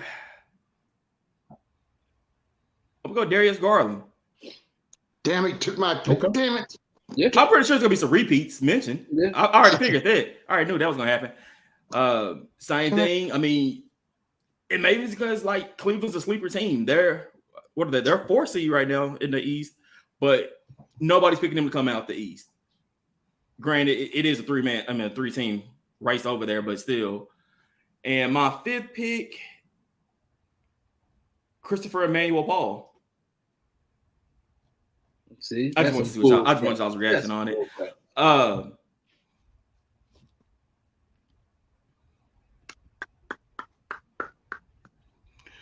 right, Coach Dante, we'll go ahead and go. He can talk about Chris Paul. I'm gonna give you about 5 for real. We already passed that. Go ahead. Come on, I got you, man. Yeah, you know I like to mess around. He's too much. I got Jaylen Brown, Sabonis, Larry Marketing, Anthony Edwards, and that's the 5th one gonna be tough. You just argued me about all-star selections. Marketing, Edwards. But they underrated though. But they're all-stars, so how are they underrated? Like that's your argument. That's what I'm saying. Chris, this is what Marcus does, Chris. This is what he does. I still think they underrated because they're like their games and like they don't get talked about enough. Even I think Edwards does get talked about a lot. I don't think he does. Larry Marketing does it. Sabonis Marketing doesn't. No. Jaylen Brown, and I tell people he's carrying the Celtics. It's not Jason Tatum. For the love of God, stop trying to put these light-skinned brothers ahead of us dark-skinned brothers when it's not necessary at the time. I got 4 for you. I don't know who my 5th player would be. All right, Coach Dante, who you got? Well, I'm gonna go 5 people. My 5 people are non-all-stars, or actually non-all-stars. So I'm gonna go with Jeremy Grant out of Portland, who's averaging 20 points per game, even though Portland is 31 and 38. They're not doing so good, mainly because I know the West been boggled up, but the team has not properly been built around Damian Lillard quite right. But when he's on the floor, he's definitely a solid ball player. Anthony Simons from Portland. I remember he wasn't getting that much playing time at all. He's upped in his game up since CJ left, 21 points per game. Aaron Gordon from Denver. A lot of people don't know what good season he's having. Bounced back than last year, 16 points per game. Desmond Bane, 21 points per game. And Josh Hart. Since he's been traded to the New York Knicks, the team has been on a blazing roll, and plus played a big part of why they won that game against the Los Angeles Lakers. But since the trade deadline period, Josh Hart has been a really good energy player on the New York Knicks team, and he's back with his buddy Jalen Brunson, who he won the national championship with. I love those. Okay. I like that. Who you got, Con man? Y'all done stole most of mine already, but I'm sorry, give him again. I'm gonna go Green. Houston Rockets. I'm going Marketing. I'm going Bridges with Brooklyn. Okay. I'm gonna also go with who else did I say? I have my thing already. Wait a second. I'm gonna shock you. I'm gonna shock y'all right now. I'm gonna go with Porzingis. I don't think he's been quietly good this year. Hey, I'm trying to tell you something. And my last one, I think he really don't get the recognition he deserves. And unfortunately, because where they play at, I'm gonna go Bam. I'm sorry, who's the last one? Bam. Bam Adebayo. Yeah. From Miami. I 100% agree with those, man. All right, I'm gonna hit y'all with mine real quick. So we're gonna start off with Robert Williams from the Boston Celtics. Big Time man, Lord. cleans up, does everything for the team, dirty, plays tough, and he's a disruptive guy. Good. Yep. Next, I'm gonna go with Nick Claxton from the Brooklyn Nets. Good one again. That's good. He's a guy that's very underappreciated, plays good defense. He's a decent shooter from close range. And he's going to have a question on that real quick as far as his ball handling. Sure. If he wins Defensive Player of the Year, is he underrated? He's not going to win Defensive Player of the Year. Jaren Jackson Jr. is. I mean, for a big man, you can consider him underrated. Yeah. He got. I mean, you don't hear much recognition. You don't hear recognition. My guys are all I know people. he's an all. I mean, he's the defensive player. Like that's one reason why you don't hear him. But I mean, I'm not arguing with you that he's underrated. No, I'm just answering the question. Yeah, that's a fair question.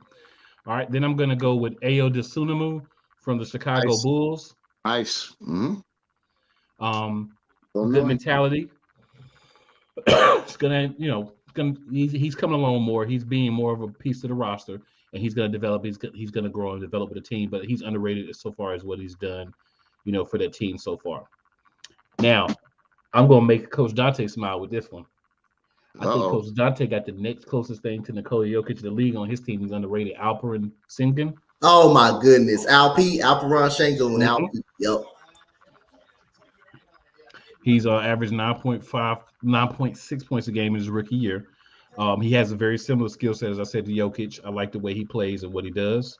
That's 4 right there, right? Yep. And then for my 5th, I'm gonna go with Terrence Mann. The reason I picked Terrence Mann is he's been a starting point guard for him. Yeah. He's done everything. And I'm not saying he doesn't get any recognition, but for what he's doing for this team now, I don't think he gets enough recognition. And another guy I had on my list, but he's injured now, and he's showing kind of why he's important because of this injury, along with Ja being out, is Brandon Clark. Yes. Yeah. I forgot mine, Maxey. I forgot about Maxey. Off the bench. Marcus had Maxey on his list. So. Oh, well, that he had everybody. And if we want to add just one more that no one's talked about, just because we can, Javon Carter from Milwaukee Bucks. I like him. Stepped in and played real good for those guys with injuries and guys not being able to start or having minute restrictions due to other things. He's been a very underrated piece for them as well. So yeah, a couple of bonus guys because right. I just want to ask a question on one of Conman's people. He said Mikal Bridges.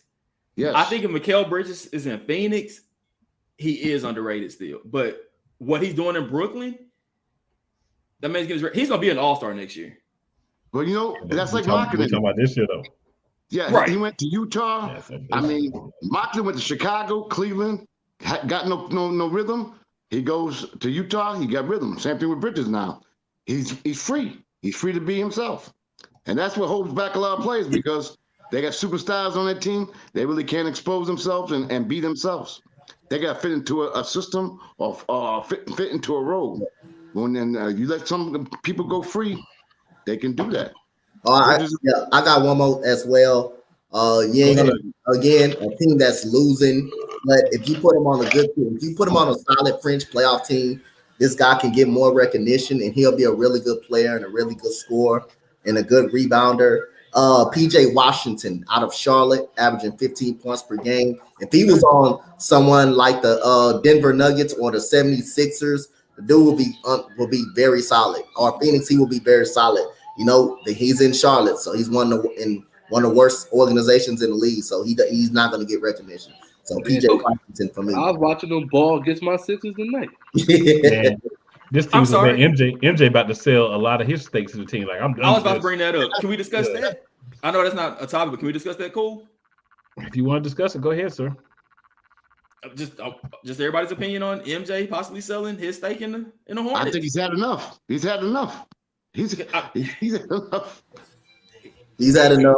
He was a failure with it. Like, let's be honest. Still won't have majority ownership though. He's only giving up. But how can the owner be a failure if he's not a Jerry Jones? This is the question I want Chris to ask. I want Chris specifically to answer this question. How can Michael Jordan be a failure when he's paying other people to do all the other jobs? He's not. Well, wasn't he a GM? He's not out. He's not. No, he's never been GM.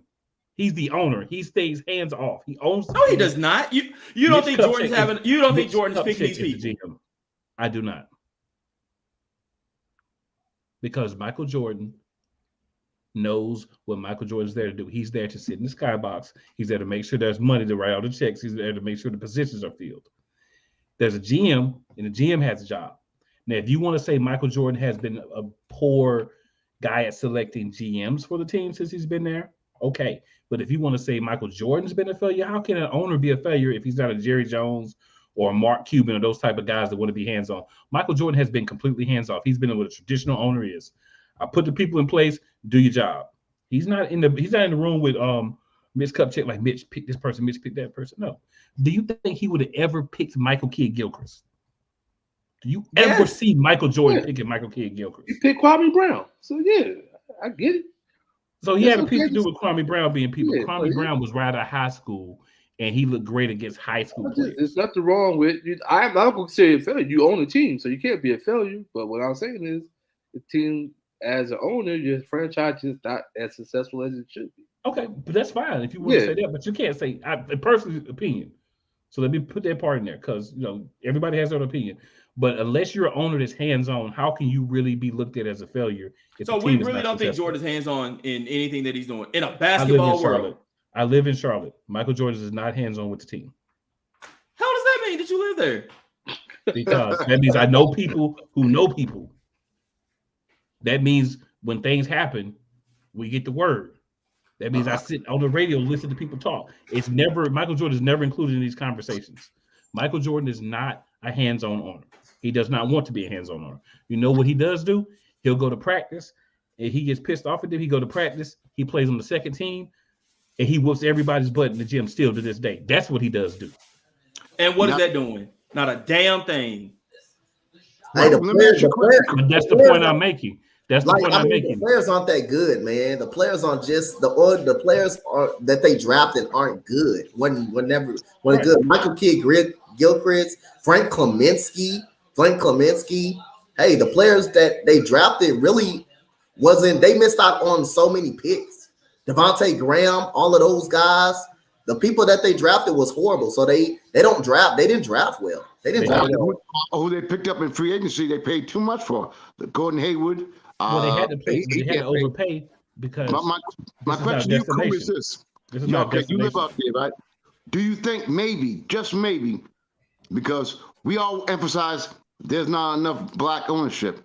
Do you think maybe this is a move by Jordan saying, "Hey, look, here's an open door"? Hell no. You don't think so? You don't give a damn about what black people want? No. Here's what I will say about just giving an opportunity. I'm saying maybe here's something that a lot of people know about. Okay. I don't know. Youth middle school sports here. You go to the games, you don't have to pay. Why didn't I have to pay? Michael Jordan pays for that. That's something people don't know, right? That's something you know when you know people. You get at things. You hear things. That's something that he does. He doesn't broadcast. He doesn't go around, put it on TV, talking about it. But he does that, right? He does foundations. He does the things that the owner does. You have a team to do what the team does. Now, again, if you want to say Michael Jordan has been unsuccessful or a failure in the people that he's chosen, I'm 100% with you. But if you want to try to say Michael Jordan is influencing the decisions that those people are making, I'm 1,000% against you. So we need to make the separation between the two. He's not good at choosing the people to do the roles. That's been proven. He's not influencing the roles. That's the thing. But I would sell a team that's worth $1.77 billion. I would sell a majority stake in that team and take my money out. I would. Nah, I'll definitely do that. Yeah. Go ahead and walk away. I mean, at least some of it, because he's not selling all of it. He's just selling the majority. So what he's doing is basically, instead of being the majority owner, he's going to be a minority owner again, like he was when it was the Bobcats. So he's not selling all of his stake, just the majority of the stake. So he'll still be a part owner. And also, you have to pay people here to come, because this isn't Atlanta, New York, Miami, Philadelphia, California. This isn't a desirable location. What top tier free agents say, "Oh, I want to go play for the Charlotte Hornets"? Right? Nobody, because Jordan's there messing up stuff. That's ignorant, but I expect that from a guy who just loves Chris Paul so much that he's a Chris Paulite. So I'm not even surprised by that at all. But two ways they can do is either through the draft or free agency. Yeah. And you can't get the top guys through free agency, so you have to draft well, and they haven't done that. They haven't drafted well at all. They haven't drafted well since they became the Charlotte Bobcats. They haven't even drafted well. Like they drafted Kemba Walker. Kemba Walker probably was the right move that they really drafted. And Michael Okafor was actually. Okafor was decent. Yeah, he was decent for about 4 seasons, and after that, outside of that, they haven't drafted well outside of those seasons. They haven't drafted. And see, here's the thing. They had Chris Paul on the Hornets, didn't they? No, that was New Orleans. New Orleans. Okay. New Orleans did. Yeah. So, quick story is funny. So a lot of people here on the Anthony Davis draft, it was Anthony Davis, MKG, Bradley Beal, and other people on the board. A lot of people throughout Charlotte really wanted Bradley Beal out of college. They said, "Oh, we should get Beal with the number 2 pick. Bradley Beal, Bradley Beal, Bradley Beal." So they had, MJ on a couple of different, radio shows, local radio shows. His thing was, if they ask me my opinion, I'll give my opinion on the player, but I leave that to the people who that's their job to do. He's on other shows. They talked to, I forgot who the GM was at the time, but who the GM was at the time. And he was the idiot. But they talked to him, and he was like, "Oh, yeah, Michael will give his opinion, but he doesn't say, like, do this or do that. He lets me do my job." The next GM said the same thing. Mitch Kupchak says the same thing. People that work in the organization, people that have worked in the organization, they all said the same thing. He stays out of the day-to-day basketball operations, because one thing that we have to always understand, and I don't think this just goes for Jordan, but a lot of other owners as well. If you either didn't play the game or you played the game at a high level, you don't have the right ability to judge to make those decisions. Michael Jordan cannot judge a kid out of high school or a mid-tier free agent, because his standards are too high, because he's Michael freaking Jordan, right? He's not going out there saying, "Oh yeah, this guy, he's a good 3 and D guy. He'd be good for the team." A person like me or y'all who maybe played high school, except for Comment, of course, but the rest of us, may have played high school, may have played a little college on the bench or whatever. Yeah, we're gonna, we've seen a lot of the game. We've sat back and watched a lot of games being played while we were on the side with the coaches, right? So we have to understand, we sat and watched a lot of games from the stands, watched a lot of games on TV. But when you play at a high level, it's hard to then go and judge. That's why Larry Bird hasn't been successful when he was coaching. I mean, I'm not saying he was garbage, but it was hard for him to keep that job in, and it's hard for him to be a long-term coach because expectations. I'm Larry Bird. I expect you to be able to do this. These kids ain't doing that these days. This is a whole new generation of player. Guys who are successful are those guys who either didn't play, came up through the coaching ranks, or guys that were, okay players. Danny Ainge, great example. Great executive. He wasn't a superstar player. He was a good role player. Ime Udoka, he played basketball, and most people even know that. Mm-hmm. A lot of these guys that are successful, they never reach that superstar level, because your bottom is what most people's top is. Your bottom for expectations. So understanding that he's not trying to be part of that process, and other great players, if they're in those positions, shouldn't try to be part of the process. Let other people do that. Let the people who can judge that correctly, or you hope can judge that correctly. Because in the case of the Charlotte Hornets, and they're not the only team, but in their case and other teams, it hasn't been done properly. So whoever the next owner is, what they've got to do is figure out what Michael Jordan did wrong as far as who he was bringing in and why that didn't work.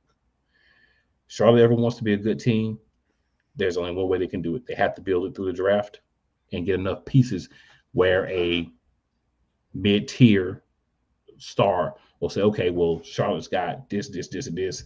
I'll go play with them." A guy like a Dragic, right, or somebody like that. That's the ceiling. for what Charlotte is on players that they're going to get in unless they draft them or they overpay them. So that's why you talk about guys getting overpaid in Charlotte. They have to overpay them to get them to come. That's sad, but that's the 100% truth. You made your point perfectly clear. There is the AD sighting, by the way. He is playing tonight. Just look. He said AD sighting. But no, that's the thing on for him as a player. I just want to make sure that on him as an owner, that's there so that people are using the proper context. It's good. People he picked now. They thought Kupchak was going to be the savior here. I think he realizes he can't be the one making those decisions as far as choosing who's evaluating, who's a GM. So it's better to step away, let someone else do that. I'll still keep my stake, but I can cash out a nice lump of change right now as well. So I think that's to me what he's doing with the whole situation. I mean, they got a chance to get a better pick, right? Maybe they can get the African guy. Maybe that would help. Maybe, or they got the two guys from the G League, and then they got one of those guys. Yeah. Scoop Anderson. Yeah, they got him, and then they got Miller. Yeah, Scoot. I think they're probably get one of them. Yeah, Scoot's gonna be nice. I think Scoot gonna be real good. I think nice. I mean, the thing with Scoot to me is you've seen him play against other guys that are at least run level under the NBA. Right. I don't think we've seen that for Victor. You know what I'm saying? Victor is just talent, though. Yeah. I mean, most people that play overseas, they might come into the league, just learning the rules of the NBA first, but then they catch on. Jokic, Luka. Some of them do. Some of them Luka don't. is a hoe. He is. I mean, some of them, not good. I agree with that 100%, Chris. Some of them not good. So that's like the only thing we ever agree on basketball related. Cool. That's not the only thing, but it's definitely one consistent thing. I tell you one team, even though we're talking about this year, you got to watch it for Oklahoma City next year. Look what they got coming back. Who they got coming back? Yes, sir. Yes, sir. And they're going to be probably top 10 pick. Giddy's going to be nice. They're getting what's it called? It back that's been hurt. What's the name? The 7-footer there. Chet Holmgren. Chet Holmgren. Chet Holmgren coming back. SGA's balling. It's going to take them a year or two, I think, to learn how to win together, but they are going to be dangerous. If they can get like that good veteran presence in the locker room, someone like a Dragic or something just comes in there just to help, just to be a mindset for him. I thought you were about to say Chris Paul go back. Damn. He did what he did. He set up SGA for success. Chris Paul was look, young buck, I taught you everything. You got it. He actually did. I actually will give him that. He actually did do that. I do give Chris Paul credit for that. Nobody cares, Marcus. No, Marcus. I don't even care what you got to say. You guys are too What's much. the next topic? Too much, man. So the last thing we're gonna discuss this evening, guys. I was gonna put 2 and 1, and this will be our last thing here. So, will Lonzo Ball play basketball again? And is Zion going to return this season? I'll hop on that. First one is no, and the second one is no. No. I agree with you, Con. It's unfortunate, though. I feel bad because he's gonna have some type of surgery that is like.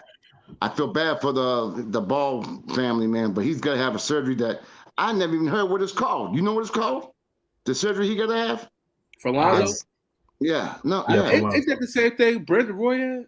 It's just some crazy stuff, man. If it's not, it's like very similar. He always said he's done for the year. Zion, he comes back and then he hurts himself again. He'll come back and hurt himself again. He will not be. He's not coming back. It's unfortunate. He's dealing with more so like hamstring injuries, right? For Zion, and he just signed a maxi contract before the year began. Were you that big? That was great timing for him. He's played 35 minutes of his career. I mean, come on.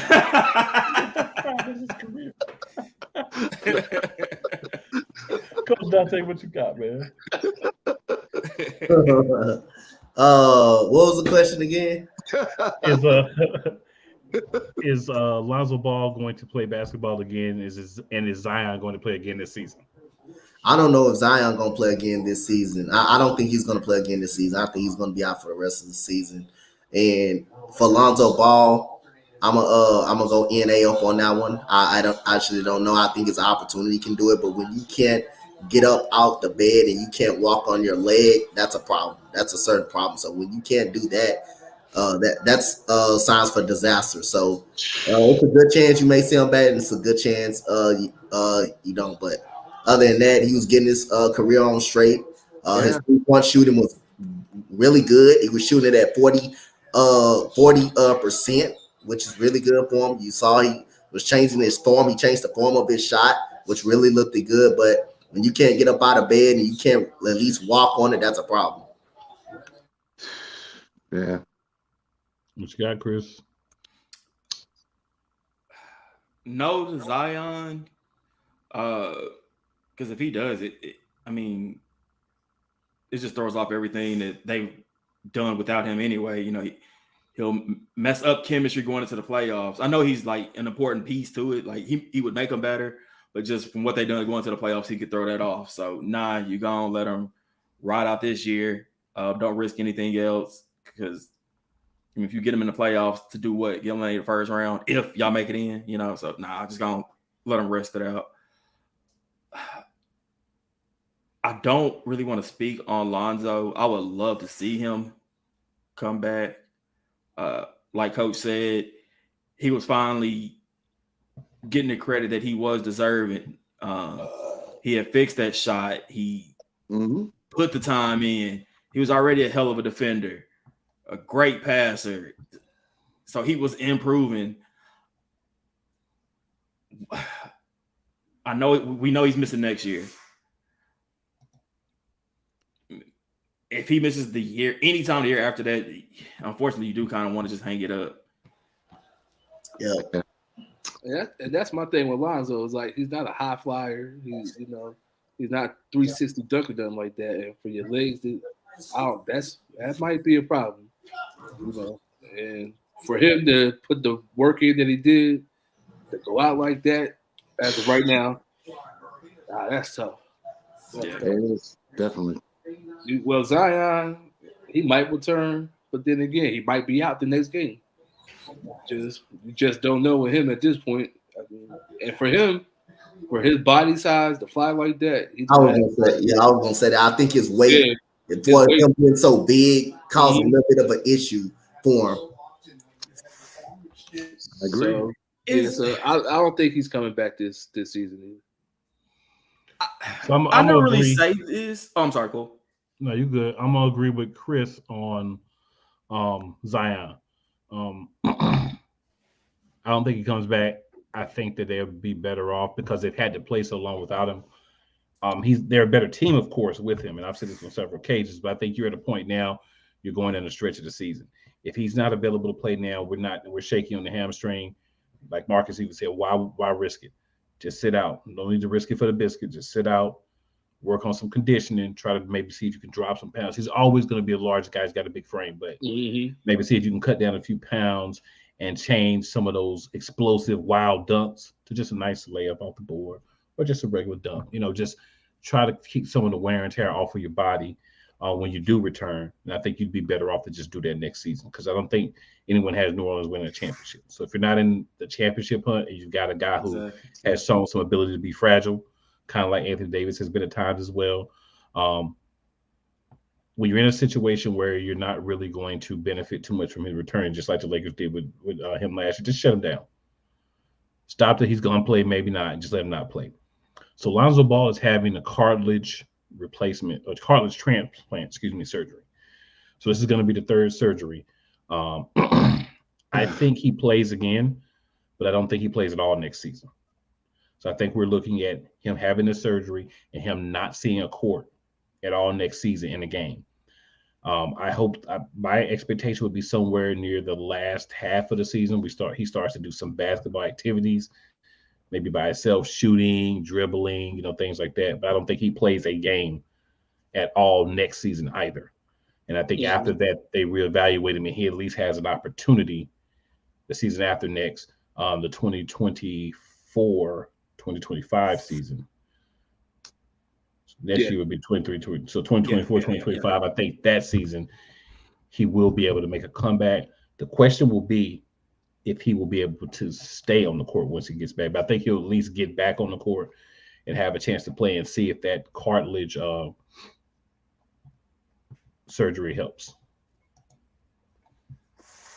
Yeah, but kind of like what Marcus said, though, like with his style, he's not a high contact player. Right. Yeah. And that's why I think he has a good chance because he's not. Yeah, he's a guy that's kind of like, it's not gonna fit. Like that's the one thing about it. Like it's not. Yeah. It doesn't alter his play style at all, really. It's just the ability of being on the court. But I did have a quick question on Zion. Is he in danger of being a bust? No. I don't think he's in danger of being a bust because when he does play, you can see the difference he makes. Yeah. Mm-hmm. He's dynamic when he does play. But I do see why you asked the question because you think about like Greg Oden, right? A lot of talent, but could never stay healthy. Exactly. But, thank you. I think the difference with Zion is this is like a lot of little ticky-tack hamstring here. Yeah, that's what it is. Here. It's like, bro, just you see that your body can't hold a weight. But see, Greg Oden had a legitimate injury. I don't think he's a bust. I don't think he's a bust. I just think he's probably not going to live up to expectations of what was predicted for his career.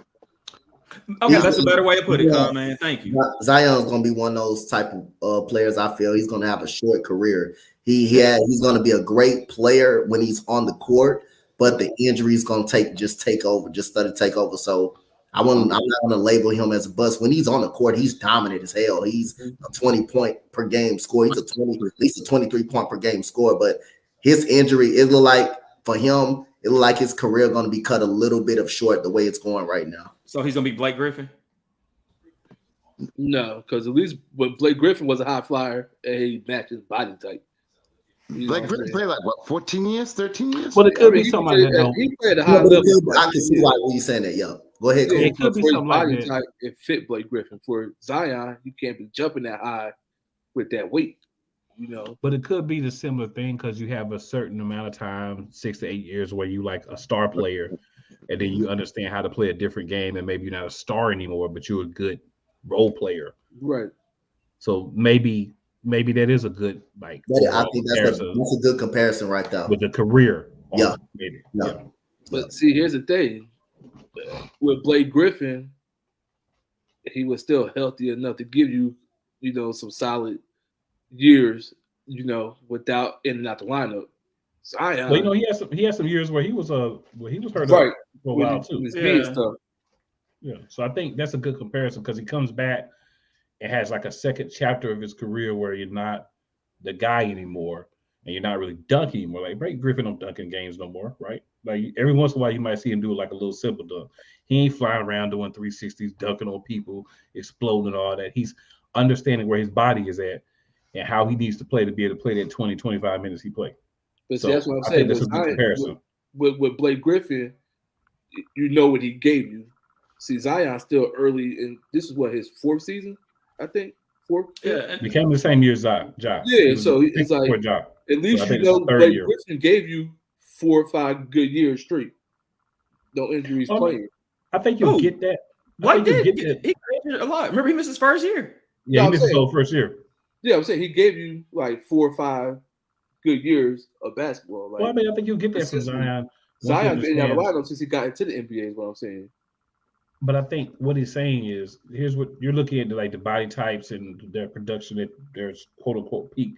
What he's saying is a guy that people are going to look at as a star for 6 to 8 years or whatever. And they realize he's not going to be that, but he's still going to stay in the league because he can do so many other things. Exactly. He'll get an opportunity to be like a bench player or like a secondary player somewhere where he's not asked to do as much, which will keep him from, hopefully by then mentally he'll be like, all right, I need to play this way in order to stay in the league, and then he plays that way. I think that's what Chris is saying. Coach Dante, help me out. Yeah, Blake Griffin had 11 good years, 11 all-star type of years, elite years when he played awesome until he declined pretty much. His decline His decline came when he went to Detroit. Actually, right. His decline came. So before he got to Detroit, he gave you about 11 years. That's pretty solid. He gave you about 11 All-Star years. So what I'm saying with Zion is you can see the potential, but he's in and out the lineup, so it's not really comparable to Blake because Blake Gay, like he's still early in his career where you don't really get to see the real Zion because he's in and out the lineup. Is what I'm saying. I don't think that's a fair comparison. Right, but you're comparing tit for tat. You're being literal with it. It's not literal. Yeah, I'm not saying that like. No, I'm not saying that literal either. It's like you're being tit for tat. You say, "Oh, Blake, he didn't get hurt." Blah blah blah. Okay, that's fine. That's really irrelevant to what he's saying. What he's saying is, there's going to be a period of time where Zion's going to be the guy. Right, that's what I'm saying. But once that period is over, it doesn't matter. Marcus, it doesn't matter how much he plays. It doesn't matter if he only plays half those years. It doesn't matter if he plays every game. There's going to come a point, just like it did with Blake Griffin, where you say Blake's not the same guy. I would say for me, them last couple of years in the Clippers, he was starting to decline as well. He really was. It was before. That's why they let him go to Detroit. Yeah, because so I would say that last spot. So he probably had about a good 8 to 9 years, in my opinion, that he was the best version of himself. But then the Clippers were bad for a couple of years, so it didn't really matter who was there. But I think he's saying there's going to be that time where you consider him a star, whether he plays half the games, whether he plays every game. And there's a time where you say, okay, his body is not going to allow him to be the player he once was. And you can argue that, he's not really wasn't that much because he was hurt a lot. But it doesn't matter. When he does play, Zion is normally the best player on the court when he plays. There's very few situations where he's not the best player on the court right now when he plays. And 4 to 6 more years, that's probably not going to be the case if he's not able to strap together 4 or 5 years where he plays consistently. So he's going to have a second act in his career for any type of longevity where he's going to have to be either a secondary star or like your sixth man.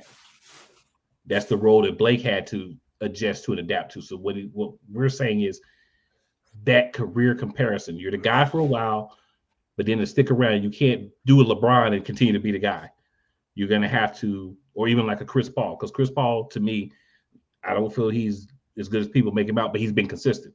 He didn't start out averaging 40 points a game and 20 assists and 10 steals and then just fall off. You know, numbers wise, obviously he's a little bit older, so it's going to be a little bit less, but he's always been another guy that has been a star player in the league. And I've never said he hasn't been a star player. I've always said he's not an elite, great player, but he's a star player. I've never said he wasn't a star player. So I think that's what we're saying is he's going to have a time frame where he's going to be that guy, but then he's going to have to adjust unless he can get himself healthy. The comparison I'll give him be Anthony Davis. That'd be the comparison I give him because for what you want to say about Blake, he has a period where he's been the guy. You're going to decline. That's any superstar or whoever. But if you're not healthy enough to play, I'm saying if you're not healthy enough to play, then you can't really say you're the guy. You still the guy? What do you mean? So you say LeBron's not the guy? You're king LeBron ain't the guy? Because he's not playing right now. He's not the guy. You know what I'm saying? But he can't come back and be the guy. He can't be the guy when he's playing. And not the guy who's not playing. He's either the guy and he's hurt, or he's not the guy and he's hurt. LeBron still can't be the guy because with LeBron being the guy, you still in the play-in. So something has to change there. But as far as Zion and Blake Griffin comparison, Blake gave you more than enough that he stayed healthy that you know his game. He declined because he got older. He can't be a high flyer, so he had to switch the game up. Zion, we know where he could be, but he's not healthy enough to be there consistently is what I'm saying. So regardless of how you spin it, if he's not there consistently, he can't be the guy, so you can't really copy him to Blake Griffin. Guy. Listen to what you're saying. It doesn't even make sense, Marcus. It makes sense. It makes sense. You're trying to sit here and tell anybody in the world that Zion is not the guy on his team and not one of the best players in the league. It doesn't matter if he plays. That's not what I said. That's not what I said. He is still the best player on his team. He's still one of the best players in the league. What I'm saying. Zion hasn't put together a consistent season. Everybody doesn't like play. Okay, but anyway, Zion hasn't put together a consistent season. No, he doesn't. He has to do it for you, nobody else. What are you talking about? Nobody else is worried about if he plays the whole season or not because they know whenever he does play, he's going to be one of the greatest players that plays. You're the only one saying, he hasn't put together a whole season. But he hasn't. So, therefore, you really can't compliment somebody that's put together a good run. He hasn't put together a good run yet. How many years did Blake Griffin play? How many years did Blake Griffin play? Let's just say in the next 3 years, in the next 3 years, and he's still in and out the lineup. You don't really see how good he's been in the league for 8 years now. So now, naturally, the decline. You don't see how good he is. You really can't get a good. Can you really say how good the Pelicans are with Zion? He's not really in the lineup to say that. We're talking about Zion when he's in the lineup. It doesn't matter because when he's in the lineup, no, it doesn't matter when he's in the lineup. They're not really like when he's out the lineup. They're not really falling off as much. Yes, he has. Really? Let me shut that down right now. Where were the New Orleans Pelicans before Zion got hurt? What place were they in the West? Third, I believe. That was in the first. They were first or second. They were second. Number one. Okay. They got number one. They were number one between 1 and 2 before he got hurt. Now he's been.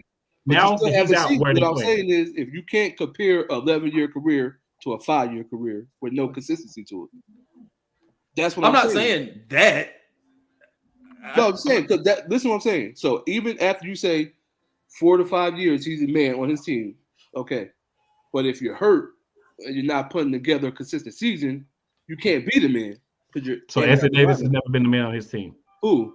Anthony Davis has never been the man on his team. That's what I said. You can copy Anthony Davis because if Anthony Davis put consistent years together, then you would know. Davis wasn't the man on the bubble. You can copy him to that. But Zion's been in the league for 5 years now, and he hasn't played a full season. So what are the Pelicans really with Zion? You don't know. A top 2 team this year. We do know that. They were the number 1 seed. They were the number 1 seed with Zion this year. Now you want to know how they're doing without him? They up out of the playoffs. Plus, they just lost to my Rockets tonight without him. Are the Pelicans better with Zion or without him? They better with Zion. No, I'm asking Marcus that one. I know what everybody else is gonna say. I mean, because last year they made it to the play-in without Zion. So I mean, every season is different. But when I'm saying with the whole thing going, okay, in 5 years. Right, now, so if they have Zion, do they have a chance of beating? Do they have a better chance of beating Phoenix last year with Zion? They took Phoenix to 6 last year with Zion. Could they have beat them? Maybe, I don't know. Maybe. Does he increase their chances? He does increase. I'm not saying that. You know what I'm saying? That's not what I'm saying. I'm saying if you get him healthy for a full season, then you see what the Pelicans got. But you haven't held him healthy for 5 years now. So you don't know what the Pelicans really are with Zion. But as with Blake Griffin, you know what he was with the Clippers. You had him healthy. That's what I'm saying. That's not a good comp. The Clippers never made it to the Western Conference Finals with Blake Griffin. Okay, but that's right. They never made it to the Western Conference Finals with Blake Griffin. That's fine. Never. But where have the Pelicans been with Zion or without him? They were the first seed. They were the first seed literally without him. Okay, but you can't. That's just this season. That's all you can say. But he hasn't put together a healthy enough or a consistent season to know what the Pelicans really are. You know what the Clippers was with Blake. This is Zion's 3rd year in the league. His 3rd year? This is his 3rd or 4th, by the way. I thought he was on his 5th year. This is his 4th, right? This is his 3rd year. I don't know if he came in the same as Ja Morant. Yeah. 2020. He came because he sat out 1 year. That's the thing. 20 was his first year. 2020, 21, 22, 23 was Thursday. 4 years, right? Okay. So even if it's 3 or 4 years, you don't know. He's been in the league 3 years. He's played for 3. No, he's been in the league 4. He's been in the league for 4. He sat out 1 year. Right. That's what was throwing me off. But we don't count Blake Griffin's year either. We don't count Blake Griffin's year either. We did, or Michael Porter Jr.'s do we? No, you don't. But I'm just saying, like, as far as from what I was, my mindset on the year thing.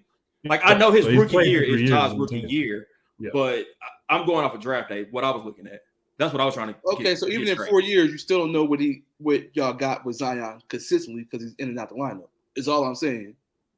If he's trying to get a whole consistent season, then you could be like, okay, he's the man. We know what we got. Then he gives you 4 or 5 years. Then there's a drop off. He goes to his, but we don't know what Zion is for the Pelicans because he's not playing like that. And you can't really go off 35 games. That's what I'm saying. But you can't really go off 35 games and say he's a cop to Blake Griffin. That's what I'm saying. He has 114 games.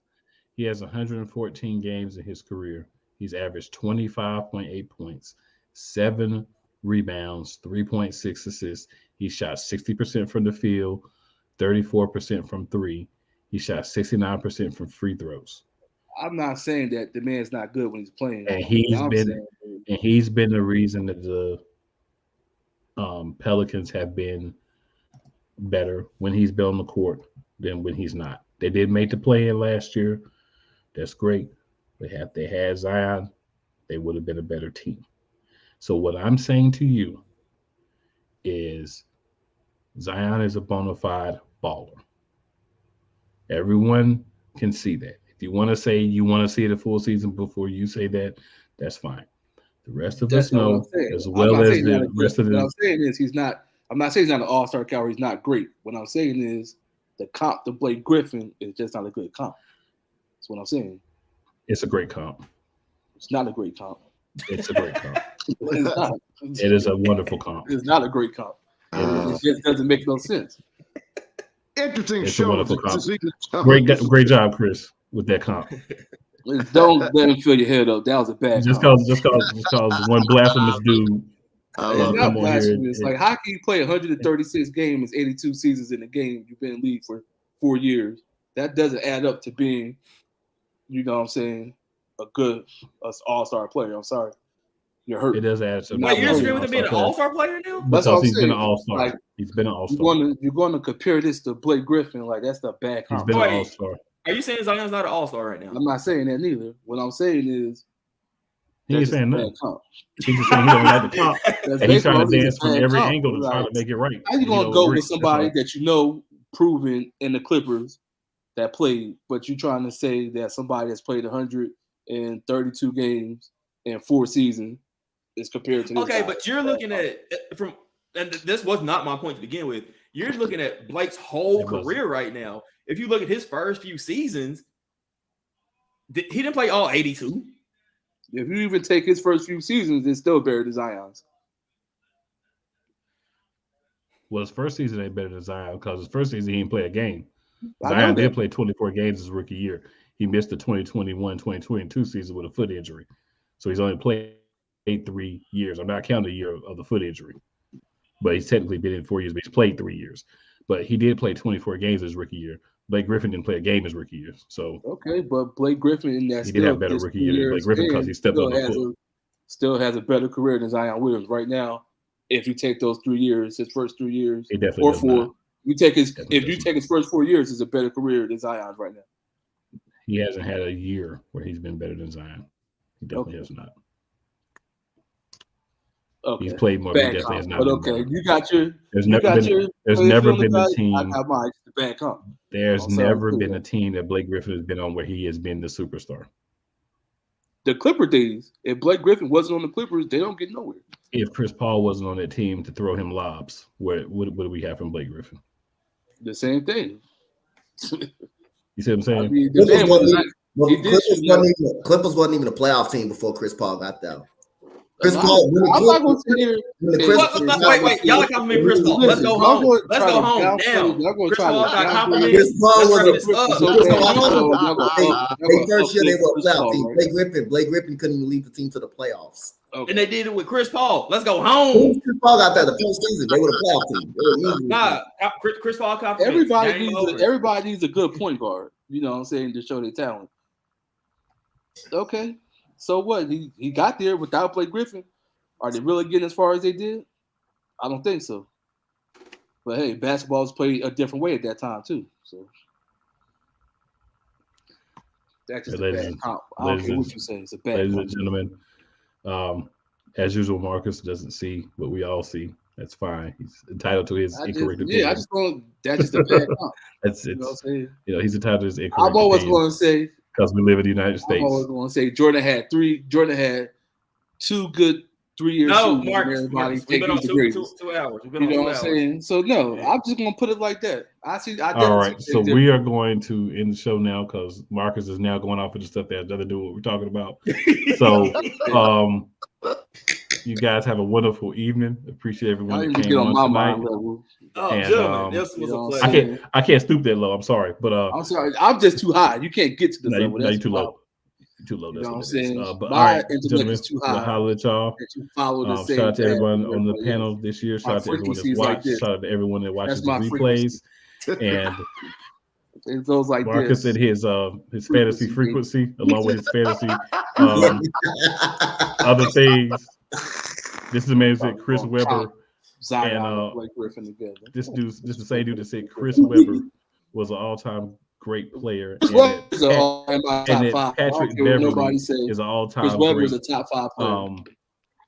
Player as well. So that's what we get from this guy. I just want y'all to understand this guy hits frequency that's so high.